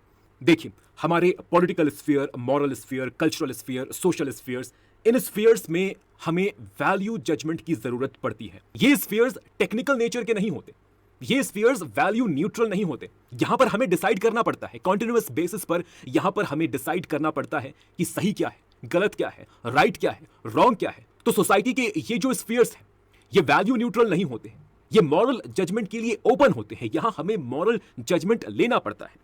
लेकिन जब हम इन स्फीयर्स में, इन सोशियो पॉलिटिकल कल्चरल स्फीयर्स में, जब हम इंस्ट्रूमेंटल रैशनैलिटी को यूज करते हैं, जब इन स्फीयर्स को हम इंस्ट्रूमेंटल रैशनैलिटी के बेसिस पर बिल्ड करते हैं, कंस्ट्रक्ट करते हैं, तब यहां पर हम इस एरिया को, दैट मींस वैल्यू जजमेंट के इस एरिया को हम वेकेंट छोड़ देते हैं। यहां पर हम मॉरल क्वेश्चंस को अनअटेम्प्टेड छोड़ देते हैं, सही और गलत के क्वेश्चंस को हम यहां पर अनअटेम्प्टेड छोड़ देते हैं। और जब वैल्यू जजमेंट के इस स्फीयर को वेकेंट छोड़ दिया जाता है, हमारे मॉरल क्वेश्चंस को अनअटेम्प्टेड छोड़ दिया जाता है, तो ये जो वेकेंट स्फीयर है, इस वेकेंट स्फीयर को किसी ना किसी के द्वारा तो फिल डेफिनेटली किया जाएगा। जो मॉरल क्वेश्चंस हैं, इन क्वेश्चंस को किसी ना किसी के द्वारा तो आंसर किया जाएगा। सोसाइटी के भीतर सही और गलत के मापदंड को किसी ना किसी के द्वारा तो तय किया जाएगा। कोई ना कोई तो इमर्ज करेगा जो हमें यह बताएगा कि सोसाइटी के लिए सही क्या है, गलत क्या है। अब सवाल यह है कि वैल्यू जजमेंट के इस स्फीयर को फिल कौन करेगा, कौन सोसाइटी के मॉरल क्वेश्चंस को आंसर करेगा, सोसाइटी के लिए राइट और रॉन्ग के पैरामीटर्स को सेट करेगा। वेल, इस क्वेश्चन का आंसर बहुत ही सिंपल है। सोसाइटी के वैल्यू जजमेंट के स्फीयर को उनके द्वारा ही फिल किया जाएगा जो पावरफुल होंगे। सोसाइटी के इन मॉरल क्वेश्चंस को उनके द्वारा ही आंसर किया जाएगा जो पावरफुल होंगे। पावरफुल पीपल ही सोसाइटी के लिए सही और गलत के पैरामीटर्स को सेट करेंगे, सोसाइटी को ये बताएंगे कि सोसाइटी के लिए सही क्या है, गलत क्या है, और फिर इसके बाद हम सभी को ब्लाइंडली इन राइट और रॉन्ग के डेफिनेशंस को फॉलो करना पड़ेगा। हम सभी को फिर उन एंड्स को परस्यू करना पड़ेगा एज अ सोसाइटी। हम सभी को उन एंड्स को परस्यू करना पड़ेगा जिन एंड्स को हमारे लिए इन पावरफुल पीपल के द्वारा सही बताया गया है, जस्टिफाइड किया गया। डायलेक्टिक्स ऑफ एनलाइटनमेंट, इस बुक में थियोडोर अडर्नो और मैक्स होकाइमर के द्वारा कहा गया है कि जर्मनी में हिटलर के राइज के बाद ज्यूइश पीपल का जो परसिक्यूशन हुआ, होलोकॉस्ट के दौरान, होलोकॉस्ट के फॉर्म में ज्यूइश पीपल का जो परसिक्यूशन हुआ, होलोकॉस्ट की ये घटना ये कोई एबरेशन नहीं था, मतलब ये कोई अपवाद नहीं था, ये कोई भटकाव नहीं था। वेस्टर्न सोसाइटी के लिए, वेस्टर्न कल्चर के लिए हम होलोकॉस्ट को, ज्यूइश पीपल के इस लार्ज स्केल परसिक्यूशन को एक एक्सेप्शन या अपवाद की तरह नहीं देख सकते। अडर्नो और होकाइमर डायलेक्टिक्स ऑफ एनलाइटनमेंट इस बुक में ये आर्ग्यू करते हैं। होकाइमर और अडर्नो कहते हैं कि होलोकॉस्ट के सीड्स वेस्टर्न कल्चर में बहुत पहले ही ले डाउन किए जा चुके थे। ये तय था, होलोकॉस्ट जैसी घटना का होना ये तय था, क्योंकि जो सोसाइटी है, जो एडमिनिस्ट्रेड सोसाइटी है, जो वेस्टर्न कैपिटलिस्ट सोसाइटी है, वो इंस्ट्रूमेंटल रैशनैलिटी के बेसिस पर बिल्ड की गई थी। और इस सोसाइटी में सही क्या है, गलत क्या है, इस तरह के मॉरल डिसीजंस को लेने के स्फीयर को वेकेंट छोड़ दिया गया था। तो यहां पर इस वैक्यूम में, इस वेकेंट स्फीयर में हिटलर की एंट्री होती है और हिटलर के द्वारा आइडियोलॉजी को यूज करके, मास मीडिया, पॉपुलर कल्चर को यूज करके लोगों को मैनिपुलेट किया जाता है और लोगों को यह बताया जाता है कि उनके लिए सही क्या है, गलत क्या है। और लोग हिटलर पर बिलीव भी करते हैं, हिटलर की बातों पर लोग बिलीव करते हैं, हिटलर की बातों में लोग आते हैं और हिटलर के बातों में आकर ही लोगों के द्वारा होलोकॉस्ट जैसी घटना को जर्मनी में अंजाम दिया जाता है। आपको समझना है कि होलोकॉस्ट की जो घटना थी, ज्यूइश पीपल का जो परसिक्यूशन था, ये किसी एक इंसान के द्वारा नहीं किया गया था। एक इंसान, दैट मींस हिटलर, इस पूरे प्रोसेस को, परसिक्यूशन के इस पूरे प्रोसेस को डायरेक्ट कर रहा था, लेकिन इस प्रोसेस को ग्राउंड लेवल पर मटेरियलाइज, दैट मींस इंप्लीमेंट करने का काम आम लोगों के द्वारा, खासकर हिटलर के नाजी पार्टी के मेंबर्स के द्वारा, नाजी पार्टी के ऑफिशियल्स के द्वारा इस काम को इंप्लीमेंट किया जा रहा था, एग्जीक्यूट किया जा रहा था। हैना अरेंट की एक बहुत ही इंपॉर्टेंट बुक है, आइकमैन इन जेरूसलम। इस किताब में हैना अरेंट एडोल्फ आइकमैन के ट्रायल को कवर करती हैं। आइकमैन हिटलर के नाजी पार्टी का एक ऑफिशियल था, हिटलर के अंतर्गत काम करता था। आइकमैन की जिम्मेदारी थी ज्यूइश पीपल को कंसंट्रेशन कैंप और गैस चैम्बर्स तक ले जाना, वहां ले जाकर डंप कर देना। होलोकॉस्ट को ऑर्गेनाइज करने में एडोल्फ आइकमैन ने एक इंपॉर्टेंट भूमिका निभाई थी। लेकिन वॉर क्राइम के लिए यरूशलेम में ट्रायल के दौरान जब आइकमैन से यह पूछा गया कि क्या तुम रिग्रेट फील नहीं करते, इतने निर्दोष ज्यूइश पीपल को तुमने मार दिया, क्या तुम इसके लिए रिग्रेट फील नहीं करते, तुम्हें कोई गिल्ट नहीं है, कोई पछतावा नहीं है अपने एक्टिविटी के लिए? आइकमैन ने कहा, इस क्वेश्चन के जवाब के रूप में आइकमैन ने कहा कि मुझे अपने काम के लिए कोई गिल्ट या रिग्रेट नहीं है, क्योंकि मैं सिर्फ अपने सुपीरियर्स के ऑर्डर्स, उनके कमांड को फॉलो कर रहा था। बस मैं गिल्ट क्यों फील करूंगा? मुझे जो निर्देश मिला अपने सुपीरियर्स के थ्रू, मुझे जो ऑर्डर्स मिले, मैं बस उन ऑर्डर्स को एग्जीक्यूट कर रहा था, उनके निर्देशों का मैं पालन कर रहा था। तो यहां पर आप देख सकते हैं इंस्ट्रूमेंटल रैशनैलिटी के प्रैक्टिकल एप्लीकेशन को यहां पर आप देख सकते हैं। यहां आइकमैन बस एक इंस्ट्रूमेंट है, उस नाइफ की तरह यहां पर आइकमैन बस एक इंस्ट्रूमेंट है। आइकमैन के लिए एंड्स और गोल्स हिटलर ने सेट किया और जो ऑर्डर्स उसे दिए गए, उन ऑर्डर्स को बिना इवैल्यूएट किए आइकमैन ने बस उन ऑर्डर्स को एग्जीक्यूट किया, इंप्लीमेंट किया। आइकमैन ने अपने रीजन को यूज करके ये डिसाइड करने की कोशिश नहीं की कि उसे जो ऑर्डर्स दिए गए हैं, उसके लिए जिन एंड्स को, जिन गोल्स को सेट किया गया है कि ज्यूइश पीपल को गैस चैम्बर्स तक, कंसंट्रेशन कैंप्स तक ले जाना है, वहां उन्हें ले जाकर डंप कर देना है, ये जो ऑर्डर्स हैं, ये जो गोल्स, ये जो एंड्स हैं आइकमैन के लिए हिटलर के द्वारा सेट किए गए हैं, क्या ये ऑर्डर्स, क्या ये एंड्स, क्या ये गोल्स सही है, गलत है? आइकमैन ने इस तरह से इन ऑर्डर्स को इवैल्यूएट करने की कोशिश नहीं की, क्योंकि आइकमैन यहां पर बस एक इंस्ट्रूमेंट की तरह था। यहां पर जो सोसाइटी है, जो नाजी सोसाइटी है, वो इंस्ट्रूमेंटल रैशनैलिटी पर बेस्ड थी, इंस्ट्रूमेंटल रैशनैलिटी के अराउंड बिल्ड की गई थी। तो यही होता है जब हम एक सोसाइटी को इंस्ट्रूमेंटल रैशनैलिटी के बेसिस पर कंस्ट्रक्ट करते हैं, तो यही होता है। हमारे लिए एंड्स और गोल्स किसी और के द्वारा सेट किए जाएंगे और हम इन एंड्स, इन गोल्स को इंस्ट्रूमेंट की तरह ब्लाइंडली फॉलो करेंगे, ब्लाइंडली अचीव करने की कोशिश करेंगे। तो मैक्स होकाइमर ने मॉडर्निटी के प्रॉब्लम्स के लिए इंस्ट्रूमेंटल रैशनैलिटी को जिम्मेदार ठहराया उन स्फीयर्स में इंस्ट्रूमेंटल रैशनैलिटी के एप्लीकेशन को मैक्स हॉकाइमर ने रिस्पॉन्सिबल ठहराया, जिन स्फीयर्स में, जिन socio cultural political moral spheres में इंस्ट्रूमेंटल रैशनैलिटी को यूज नहीं किया जाना था। ये जो स्फीयर्स हैं, ये स्फीयर्स इंस्ट्रूमेंटल रैशनैलिटी के लिए नहीं बने थे। इंस्ट्रूमेंटल रैशनैलिटी का एप्लीकेशन सिर्फ टेक्निकल स्फीयर्स तक लिमिटेड होना चाहिए था। सिर्फ टेक्नोलॉजी, इकोनॉमी जैसे टेक्निकल स्फीयर्स तक इंस्ट्रूमेंटल रैशनैलिटी का एप्लीकेशन लिमिटेड होना चाहिए था। इंस्ट्रूमेंटल रैशनैलिटी को हमारे social, political, moral, cultural spheres में अप्लाई नहीं करना चाहिए था। मैक्स हॉकाइमर के बाद नेक्स्ट इंपॉर्टेंट क्रिटिकल थियरिस्ट हैं थियोडोर अडर्नो। थियोडोर अडर्नो के कई इंपॉर्टेंट वर्क्स हैं, जैसे authoritarian personality, minima Morelia, negative dialectics, और इनके एसेज का एक कंपाइलेशन भी है जिसे कल्चर इंडस्ट्री के नाम से पब्लिश किया गया 1991 में। थियोडोर अडर्नो की जो सबसे इंपॉर्टेंट कॉन्सेप्ट हैं, या आप कह सकते हैं कि उनकी जो सबसे इंपॉर्टेंट कॉन्ट्रीब्यूशन है critical theory, Frankfurt school critical theory में, वो है concept of culture industry. Theodor Adorno sociologist, philosopher, psychologist होने के साथ साथ एक म्यूजिकोलॉजिस्ट और कंपोजर भी थे। वे म्यूजिक और आर्ट से भी जुड़े हुए थे। अडर्नो कहते हैं कि रूलिंग क्लास के लिए एक होमोजेनाइज्ड सोसाइटी को क्रिएट करना सबसे बेस्ट होगा। ये रूलिंग क्लास के इंटरेस्ट में सबसे बेस्ट होगा, एक होमोजेनाइज्ड सोसाइटी को क्रिएट करना, एक ऐसी सोसाइटी जहां पर लोगों के टेस्ट, उनके प्रेफरेंसेस, उनके चॉइसेस, उनके डिजायर्स, उनके आइडियाज सिमिलर होंगे, सभी एक जैसे होंगे। अगर इस तरह की एक मास सोसाइटी, एक होमोजेनाइज्ड सोसाइटी क्रिएट होती है, तो सबसे पहले तो इस सोसाइटी में, इस होमोजेनाइज्ड सोसाइटी में कोई क्लास डिस्टिंक्शन नहीं होगा, कोई डिविजन नहीं होगा, और जब कोई डिविजन नहीं होगा, कोई क्लास डिस्टिंक्शन नहीं होगा, तो इस सोसाइटी में कॉन्फ्लिक्ट की संभावना, कॉन्फ्लिक्ट की पॉसिबिलिटी भी बहुत कम होगी, और एज अ रिजल्ट इस तरह के सोसाइटी को रूल करना, कंट्रोल करना, एडमिनिस्टर करना, ये रूलिंग क्लास के लिए बहुत आसान हो जाएगा। अब अडर्नो पूछते हैं कि इस तरह की होमोजेनाइज्ड सोसाइटी को एक कैपिटलिस्ट सोसाइटी के भीतर क्रिएट कैसे किया जाता है? हम इस तरह की होमोजेनाइज्ड सोसाइटी को क्रिएट कैसे करेंगे? इस सवाल का जवाब है कल्चर इंडस्ट्री को यूज करके। देखिए, कल्चर इंडस्ट्री में वे सभी चीजें इंक्लूडेड हैं जिन चीजों से रोजमर्रा की जिंदगी में एक आम आदमी रूबरू होता है। For example, movies, books, TV shows, radio program, music, ये कल्चरल कमोडिटीज हैं, ये कल्चरल प्रोडक्ट्स हैं। इन कल्चरल प्रोडक्ट्स, इन कल्चरल कमोडिटीज को समाज का हर व्यक्ति कॉन्शियसली, सबकॉन्शियसली कंज्यूम करता रहता है। इन सभी कल्चरल प्रोडक्ट्स, इन सभी कल्चरल कमोडिटीज के प्रोडक्शन, इनके मार्केटिंग और इनके कंजम्पशन को हम कलेक्टिवली कल्चर इंडस्ट्री कहते हैं। कल्चर इंडस्ट्री के तहत इन कल्चरल प्रोडक्ट्स को, that means movies, books, TV shows, radio program, music, इन कल्चरल प्रोडक्ट्स को प्रोड्यूस किया जाता है, इन्हें मार्केट किया जाता है और इन्हें कंज्यूम किया जाता है। तो इन सभी कल्चरल प्रोडक्ट्स के प्रोडक्शन, मार्केटिंग, कंजम्पशन को ही हम कलेक्टिवली कल्चर इंडस्ट्री कहते हैं। तो अगर इस कल्चर इंडस्ट्री को कंट्रोल किया जाए, इस कल्चर इंडस्ट्री को एक पर्टिकुलर डायरेक्शन में गाइड किया जाए, एक पर्टिकुलर तरीके से ओरिएंट किया जाए, एक पर्टिकुलर तरीके से मैनिपुलेट किया जाए, तो इस कल्चर इंडस्ट्री को यूज करके डेफिनेटली हम एक होमोजेनाइज्ड, एक स्टैंडर्डाइज्ड सोसाइटी को कॉन्स्टिट्यूट कर सकते हैं। थियोडोर अडर्नो कहते हैं कि जो कैपिटलिस्ट सोसाइटीज हैं, खासकर जो लेट एडवांस्ड कैपिटलिस्ट सोसाइटीज हैं, इन लेट कैपिटलिस्ट सोसाइटीज में, इन एडवांस्ड कैपिटलिस्ट सोसाइटीज में कार्ल मार्क्स के प्रेडिक्शन के अकॉर्डिंग कोई क्लास रिवोल्ट अभी तक क्यों नहीं हुआ? कोई class conflict in advanced capitalist societies में क्यों नहीं हुआ? अडर्नो के अकॉर्डिंग इसके पीछे रीजन सोसाइटी के इकोनॉमिक बेस में लाई नहीं करता, सोसाइटी में मौजूद जो इकोनॉमिक रिलेशंस है, इन इकोनॉमिक रिलेशंस में लाई नहीं करता, बल्कि इसके पीछे रीजन सोसाइटी के कल्चरल और आइडियोलॉजिकल लेवल पर मौजूद है। रीजन आपको सोसाइटी के कल्चरल और आइडियोलॉजिकल एलिमेंट्स में मिलेगा। यहां पर अडर्नो ऑर्थोडॉक्स मार्क्सिज्म के इकोनॉमिक डिटर्मिनिस्टिक अप्रोच को क्रिटिसाइज करते हैं।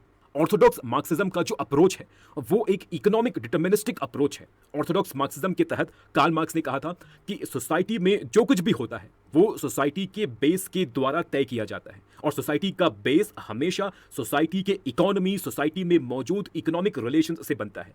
कैपिटलिस्ट सोसाइटी में जो इकोनॉमिक रिलेशंस हैं वो बुर्जुआ और प्रोलेटेरिएट का इकोनॉमिक रिलेशंस है, वर्कर और कैपिटलिस्ट के बीच का इकोनॉमिक रिलेशंस है।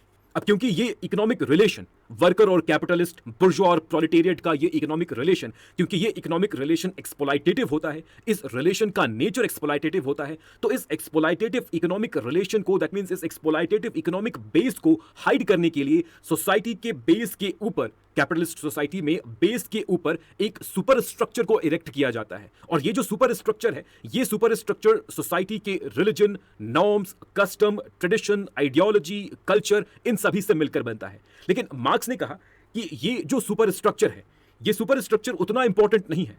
इंपॉर्टेंट है सोसाइटी का बेस, सबसे इंपॉर्टेंट है सोसाइटी का बेस, क्योंकि अगर आप बेस को बदलते हैं, अगर आप बेस को बदलते हैं, सोसाइटी के इकोनॉमिक बेस को बदलते हैं, तो सुपर स्ट्रक्चर खुद ब खुद बदल जाएगा। लेकिन कार्ल मार्क्स के बाद जो थ्योरिस्ट्स आए, जो मार्क्सिस्ट थ्योरिस्ट्स आए, खासकर फ्रैंकफर्ट स्कूल क्रिटिकल थियरी के ट्रेडिशन में जो थ्योरिस्ट्स आए, इन्होंने कहा कि कार्ल मार्क्स ने सुपर स्ट्रक्चर के इंपॉर्टेंस को अंडरएस्टिमेट किया है। कार्ल मार्क्स अपने इकोनॉमिक डिटर्मिनिज्म को सपोर्ट करने के लिए, अपने इकोनॉमिक डिटर्मिनिस्टिक अप्रोच को सपोर्ट करने के लिए, कार्ल मार्क्स ने सुपर स्ट्रक्चर के लेवल पर मौजूद आइडियोलॉजी और कल्चर के एलिमेंट को इग्नोर किया है, या इन एलिमेंट्स को उन्होंने बहुत अधिक इंपॉर्टेंस नहीं दिया है। लेकिन अगर आप लेट कैपिटलिस्ट सोसाइटी को देखें, एडवांस्ड कैपिटलिस्ट सोसाइटी को देखें, और फिर वहां पर इन सोसाइटीज में आप इस क्वेश्चन को आंसर करने की कोशिश करें कि इन लेट कैपिटलिस्ट सोसाइटी के भीतर अभी तक कार्ल मार्क्स के प्रेडिक्शन के अकॉर्डिंग कोई क्लास रिवोल्ट, कोई कम्युनिस्ट रेवोल्यूशन क्यों नहीं हुआ है, तो इस क्वेश्चन का आंसर आपको सोसाइटी के इकोनॉमिक बेस में नहीं मिलेगा, बल्कि इस क्वेश्चन का आंसर, इस क्वेश्चन का सटीक आंसर आपको सोसाइटी के सुपर स्ट्रक्चर में मिलेगा। और सुपर स्ट्रक्चर में भी जो आइडियोलॉजिकल एलिमेंट है, जो कल्चरल एलिमेंट है, आपको सटीक आंसर यहां मिलेगा। थियोडोर अडर्नो के लिए यह आंसर सोसाइटी के कल्चर इंडस्ट्री में लाई करता है। Capitalist society, advanced capitalist society में कम्युनिस्ट रिवोल्ट क्यों नहीं हुआ, कोई क्लास कॉन्फ्लिक्ट हमें क्यों नजर नहीं आता है, इसके पीछे जो रीजन है, ये रीजन कल्चर इंडस्ट्री में मौजूद है। अडर्नो कहते हैं कि कल्चर इंडस्ट्री को कंट्रोल करके, आइडियोलॉजी को कंट्रोल करके, कैपिटलिस्ट क्लास ने एक होमोजेनाइज्ड सोसाइटी को क्रिएट करने में सफलता हासिल की है। इस होमोजेनाइज्ड सोसाइटी के मदद से कैपिटलिस्ट क्लास ने जो क्लास डिस्टिंक्शन है, कैपिटलिस्ट सोसाइटीज में मौजूद जो क्लास डिस्टिंक्शन है, उस क्लास डिस्टिंक्शन को कवर करने में, हाइड करने में सफलता हासिल की है। लोगों के प्रेफरेंसेस को कल्चर इंडस्ट्री और कल्चरल प्रोडक्ट के माध्यम से इस तरह से मैनिपुलेट किया गया है, उनके चॉइसेस, उनके डिजायर्स, उनके आइडियाज को इस तरह से मैनिपुलेट किया गया है कि लोग अपने खुद के डोमिनेशन का एक एजेंट बन चुके हैं। लोग डोमिनेटेड हैं, कैपिटलिस्ट क्लास के द्वारा लोग डोमिनेटेड हैं, लेकिन उन्हें अपने डोमिनेशन का एहसास नहीं है। उन्हें अपना डोमिनेशन, अपना ऑपरेशन दिखाई देना बंद हो गया है। और ये सब कुछ पॉसिबल कैसे हुआ? ये सब कुछ पॉसिबल हुआ कल्चर इंडस्ट्री के मदद से। कल्चर इंडस्ट्री के मदद से कैपिटलिस्ट क्लास, रूलिंग क्लास ने एक होमोजेनाइज्ड सोसाइटी को क्रिएट किया। एक ऐसी सोसाइटी जिस सोसाइटी में सभी के व्यूज, सभी के आइडियाज, सभी के डिजायर्स, प्रेफरेंसेस, चॉइसेस हमें सिमिलर नजर आते हैं। एक ऐसी सोसाइटी जहां पर लोग ओबीडियंट होते हैं, लोग गवर्नमेंट को, स्टेट को ओबे करते हैं, फॉलो करते हैं। एक ऐसी सोसाइटी जहां पर इनडायरेक्टली लोगों को डिसिप्लिन किया जाता है, लोगों के बिहेवियर, उनके एक्टिविटीज को एक पर्टिकुलर तरीके से मोल्ड किया जाता है, और एक यूनिफॉर्मिटी, सोसाइटी में एक यूनिफॉर्मिटी, एक होमोजेनिटी एस्टैब्लिश की जाती है। और इसी होमोजेनिटी, इसी यूनिफॉर्मिटी को यूज करते हुए कैपिटलिस्ट क्लास सोसाइटी के ऊपर अपने इनडायरेक्ट कंट्रोल, अपने इनडायरेक्ट डोमिनेशन को एस्टैब्लिश करता है, और ये इंश्योर करता है कि जो कैपिटलिस्ट मॉडल है, जो कैपिटलिस्ट फॉर्म ऑफ इकोनॉमी है, जो इकोनॉमिक रिलेशंस हैं, वो कंटिन्यू बने रहे, सोसाइटी में वो कंटिन्यू बने रहे। तो कल्चर इंडस्ट्री के अपने कंसेप्चुअल टूल के माध्यम से थियोडोर अडर्नो कैपिटलिस्ट सोसाइटी के इस एनालिसिस को हमारे सामने प्रेजेंट करते हैं। अडर्नो के बाद नेक्स्ट क्रिटिकल थियरिस्ट हैं हर्बर्ट मार्क्यूसे। हर्बर्ट मार्क्यूसे के दो इंपॉर्टेंट वर्क्स हैं, वन डायमेंशनल मैन और इरोज एंड सिविलाइजेशन। हर्बर्ट मार्क्यूसे भी अडर्नो की तरह एक होमोजेनाइज्ड सोसाइटी की बात करते हैं, एक ऐसी सोसाइटी जहां लोगों की चॉइसेस, उनके प्रेफरेंसेस, उनके डिजायर्स, उनके आइडियाज, उनके व्यूज, उनके इंटरेस्ट सिमिलर होंगे, एक जैसे होंगे।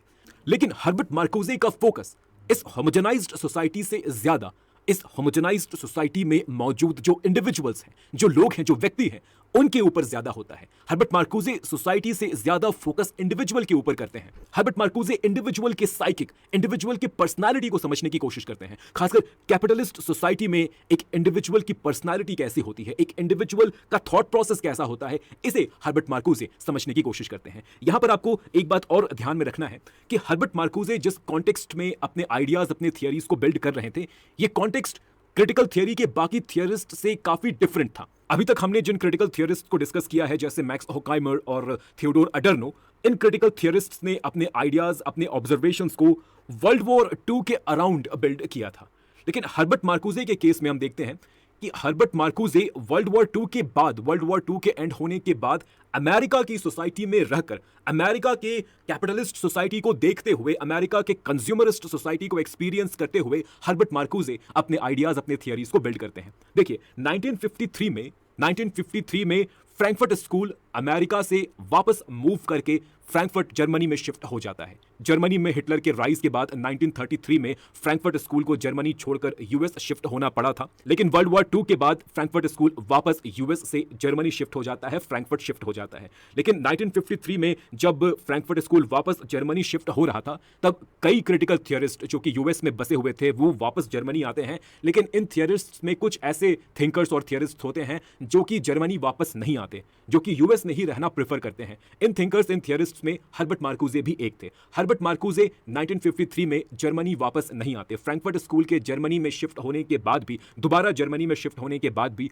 हर्बर्ट मार्कुजे जर्मनी वापस नहीं आते, वो यूएस में ही रहना प्रेफर करते हैं। और यूएस में रहते हुए हर्बर्ट मार्कुजे यूएस के कंज्यूमरिस्ट सोसाइटी को, यूएस के कंज्यूमरिस्ट कल्चर को फर्स्ट हैंड एक्सपीरियंस करते हैं, और अपने इन्हीं एक्सपीरियंसेस के बेसिस पर हर्बर्ट मार्कुजे अपनी थ्योरीज और अपने आइडियाज को बिल्ड करते हैं। हर्बर्ट मार्कुजे के द्वारा कहा गया कि कैपिटलिस्ट आइडियोलॉजी दो फाउंडेशंस पर रेस्ट करती है। Capitalist ideology, capitalist economic system के दो फाउंडेशंस हैं। पहला ओवर प्रोडक्शन और दूसरा over consumption. Over production and over consumption. Marcuse कहते हैं कि जब तक एक कैपिटलिस्ट सोसाइटी में ओवर प्रोडक्शन और ओवर कंजम्पशन होता रहेगा, तब तक वो कैपिटलिस्ट सोसाइटी और उस कैपिटलिस्ट सोसाइटी में मौजूद capitalist economic system smoothly run करता रहेगा। तो कैपिटलिस्ट इकोनॉमिक सिस्टम के स्मूथली रन करने के लिए, कैपिटलिज्म के स्मूथली रन करने के लिए ओवर प्रोडक्शन और ओवर कंजम्पशन को इंश्योर करना जरूरी है। और कैपिटलिज्म के इसी आइडियोलॉजी को प्रमोट करने के लिए, इसी ओवर कंजम्पशन और ओवर प्रोडक्शन के आइडियोलॉजी को प्रमोट करने के लिए कैपिटलिस्ट सोसाइटी के भीतर कंज्यूमरिज्म के कल्चर को प्रमोट किया जाता है, कंज्यूमरिस्ट कल्चर को प्रमोट किया जाता है। और इस कंज्यूमरिस्ट कल्चर के तहत एक इंडिविजुअल को, कैपिटलिस्ट सोसाइटी में मौजूद एक इंडिविजुअल को सिर्फ और सिर्फ एक कंज्यूमर के रूप में रिड्यूस कर दिया जाता है। An individual is reduced in a capitalist society, an individual is reduced only to a point of being a consumer।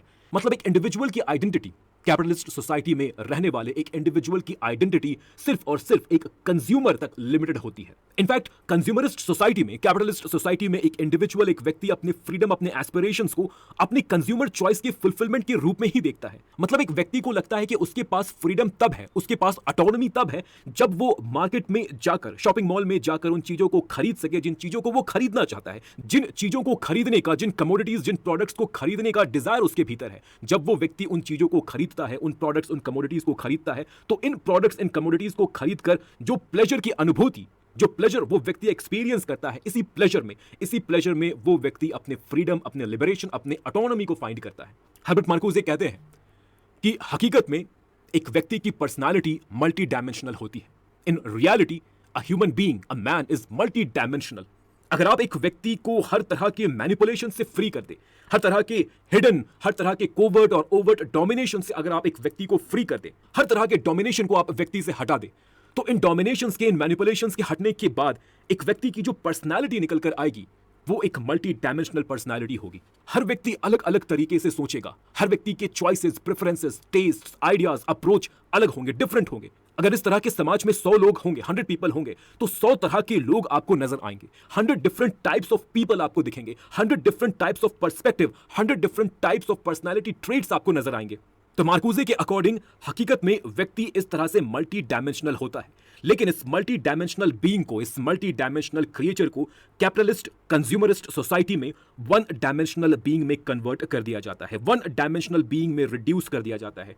Consumerism की मदद से, एडवर्टाइजमेंट की मदद से, कंज्यूमर कल्चर की मदद से व्यक्ति को सिर्फ और सिर्फ एक कंज्यूमर के रूप में रिड्यूस कर दिया जाता है। व्यक्ति का एक ही डायमेंशन बचता है, इंडिविजुअल का एक ही डायमेंशन बचता है, और वो है व्यक्ति के कंज्यूमर चॉइसेस, व्यक्ति के प्रेफरेंसेस, कंज्यूमर प्रेफरेंसेस। लेकिन यहां पर भी व्यक्ति के जो कंज्यूमर चॉइसेस हैं, जो कंज्यूमर प्रेफरेंसेस हैं, वो अनलिमिटेड नहीं होते। व्यक्ति यहां पर भी अपने फ्रीडम को उन्हीं ऑप्शंस के बीच एक्सरसाइज करता है जो ऑप्शंस कॉर्पोरेट वर्ल्ड के द्वारा व्यक्ति के सामने रखे जाते हैं, प्रेजेंट किए जाते हैं। फॉर एग्जाम्पल, अगर आपको जूता खरीदना है तो आपके सामने जो 4-5 ब्रांड्स हैं, वही आपके सामने ऑप्शंस हैं। आपको इन्हीं ऑप्शंस में से किसी ऑप्शन को चुनकर अपने फ्रीडम को एक्सरसाइज करना होगा। So an individual is reduced to a handful of consumer preferences and that becomes his identity. His consumer choices, his consumer preferences becomes his identity. He is reduced to one single dimension and that is the dimension of being a consumer. तो एक capitalist society में capitalism के over consumption, over production के ideology को promote करने के लिए एक कैपिटलिस्ट सोसाइटी में एक कंज्यूमरिस्ट सोसाइटी में एक मल्टी डायमेंशनल व्यक्ति को वन डायमेंशनल मैन में रिड्यूस कर दिया जाता है, वन डायमेंशनल मैन में कन्वर्ट कर दिया जाता है। अब आप यहां पर पूछ सकते हैं कि अगर एक व्यक्ति की पर्सनालिटी वाकई हकीकत में मल्टी डायमेंशनल होती है और इस मल्टी डायमेंशनल पर्सनालिटी को वन डायमेंशनल पर्सनालिटी में एडवर्टाइजमेंट के थ्रू, कंज्यूमर कल्चर के थ्रू, कंज्यूमरिज्म के आइडियोलॉजी के थ्रू कन्वर्ट किया जाता है, तो यहां पर आप पूछ सकते हैं कि इस कन्वर्जन को, इस रिडक्शन के प्रोसेस को व्यक्ति रेसिस्ट क्यों नहीं करता, व्यक्ति इस प्रोसेस को अपोज क्यों नहीं करता। वेल, आपको यहां समझना है कि जो कंज्यूमर कल्चर है, ओके, कंज्यूमरिज्म की जो आइडियोलॉजी है, जिस आइडियोलॉजी की मैंने कुछ देर पहले बात की, ओवर प्रोडक्शन ओवर कंजम्पशन की जो आइडियोलॉजी है, इस कंज्यूमरिज्म की आइडियोलॉजी, इस कंज्यूमरिस्ट कल्चर में व्यक्ति खुद वॉलंटरली पार्टिसिपेट करता है। व्यक्ति का पार्टिसिपेशन कैपिटलिस्ट सोसाइटी के कंज्यूमरिस्ट कल्चर में व्यक्ति का पार्टिसिपेशन वॉलंटरी होता है और व्यक्ति के इस वॉलंटरी पार्टिसिपेशन को इंश्योर करने के लिए व्यक्ति के प्रेफरेंसेस, इंडिविजुअल के चॉइसेस को एडवर्टाइजमेंट के माध्यम से मैनिपुलेट किया जाता है। व्यक्ति के भीतर, हर्बर्ट मार्क्यूज कहते हैं कि व्यक्ति के भीतर फॉल्स नीड्स को क्रिएट किया जाता है, उसके हर वांट, उसके हर डिजायर को एक नीड में कन्वर्ट कर दिया जाता है। व्यक्ति को इस बात पर यकीन दिलाया जाता है कि उसके सभी वांट्स, उसके सभी डिजायर्स, सभी इच्छाएं एक नीड है। देखिए, वांट और नीड में डिफरेंस होता है, हमारी इच्छाएं, हमारे डिजायर्स और हमारी जरूरतों में डिफरेंस होता है। जो वांट्स हैं, जो डिजायर्स हैं, जो इच्छाएं हैं, अगर इन्हें हम फुलफिल नहीं भी करें तो चलेगा, कोई दिक्कत नहीं है। लेकिन जो हमारे नीड्स हैं, हमारी जो जरूरतें हैं, उन्हें हमें फुलफिल करना ही होगा, हमारी जरूरतों को हमें फुलफिल करना ही होगा। तो जब आपके वांट्स, आपके डिजायर्स, आपकी इच्छाएं आपकी नीड्स बन जाती हैं, तो इन्हीं नीड्स को हर्बर्ट मार्क्यूज फॉल्स नीड्स कहते हैं। और इन्हीं फॉल्स नीड्स को, आपके वांट्स, आपकी इच्छाएं, आपके डिजायर्स को जिस तरह से नीड्स में कन्वर्ट कर दिया गया, एडवर्टाइजमेंट, कंज्यूमर कल्चर के माध्यम से जिस तरह से आपके नीड्स में कन्वर्ट कर दिया गया, ये आपके फॉल्स नीड्स होंगे और आप अपने इन फॉल्स नीड्स को फुलफिल करके फ्रीडम को एक्सपीरियंस करेंगे। आपको लगेगा कि आप फ्रीडम एक्सपीरियंस कर रहे हैं, आपको लगेगा कि आप अपने ऑटोनॉमी को प्रैक्टिस कर रहे हैं, अपने ऑटोनॉमी को एंजॉय कर रहे हैं। लेकिन आपकी ये जो फ्रीडम होगी, आपकी ये जो ऑटोनॉमी होगी, ये आपके नीड्स की तरह ही फॉल्स होगी। आपकी फ्रीडम भी फॉल्स फ्रीडम होगी, आपकी ऑटोनॉमी भी फॉल्स ऑटोनॉमी होगी। लेकिन क्योंकि आपको आपके फॉल्स नीड्स आपके ट्रू नीड्स लगते हैं, आपकी फॉल्स फ्रीडम आपको आपकी ट्रू फ्रीडम लगती है, इसलिए आप अपने फॉल्स नीड्स को फुलफिल करने की कोशिश करते हैं। आप अपने फॉल्स नीड्स को फुलफिल करने की कोशिश में लगे रहते हैं, क्योंकि आपको लगता है कि इन फॉल्स नीड्स को फुलफिल करके ही आप फ्रीडम को एक्सपीरियंस कर पाएंगे। और इन्हीं फॉल्स नीड्स को फुलफिल करने के लिए कंज्यूमरिस्ट कल्चर में आपका जो पार्टिसिपेशन है वो वॉलंटरी हो जाता है। आप खुद ब खुद कंज्यूमरिस्ट कल्चर का पार्ट बन जाते हैं, कंज्यूमरिज्म में आप पार्टिसिपेट करने लगते हैं। तो हर्बर्ट मार्क्यूज के अकॉर्डिंग कैपिटलिस्ट सोसाइटी में इंडिविजुअल को वन डायमेंशनल बीइंग में रिड्यूस करके, एक कंज्यूमर के रूप में रिड्यूस करके इंडिविजुअल के ऊपर रिप्रेशन को, डोमिनेशन को प्रैक्टिस किया जाता है।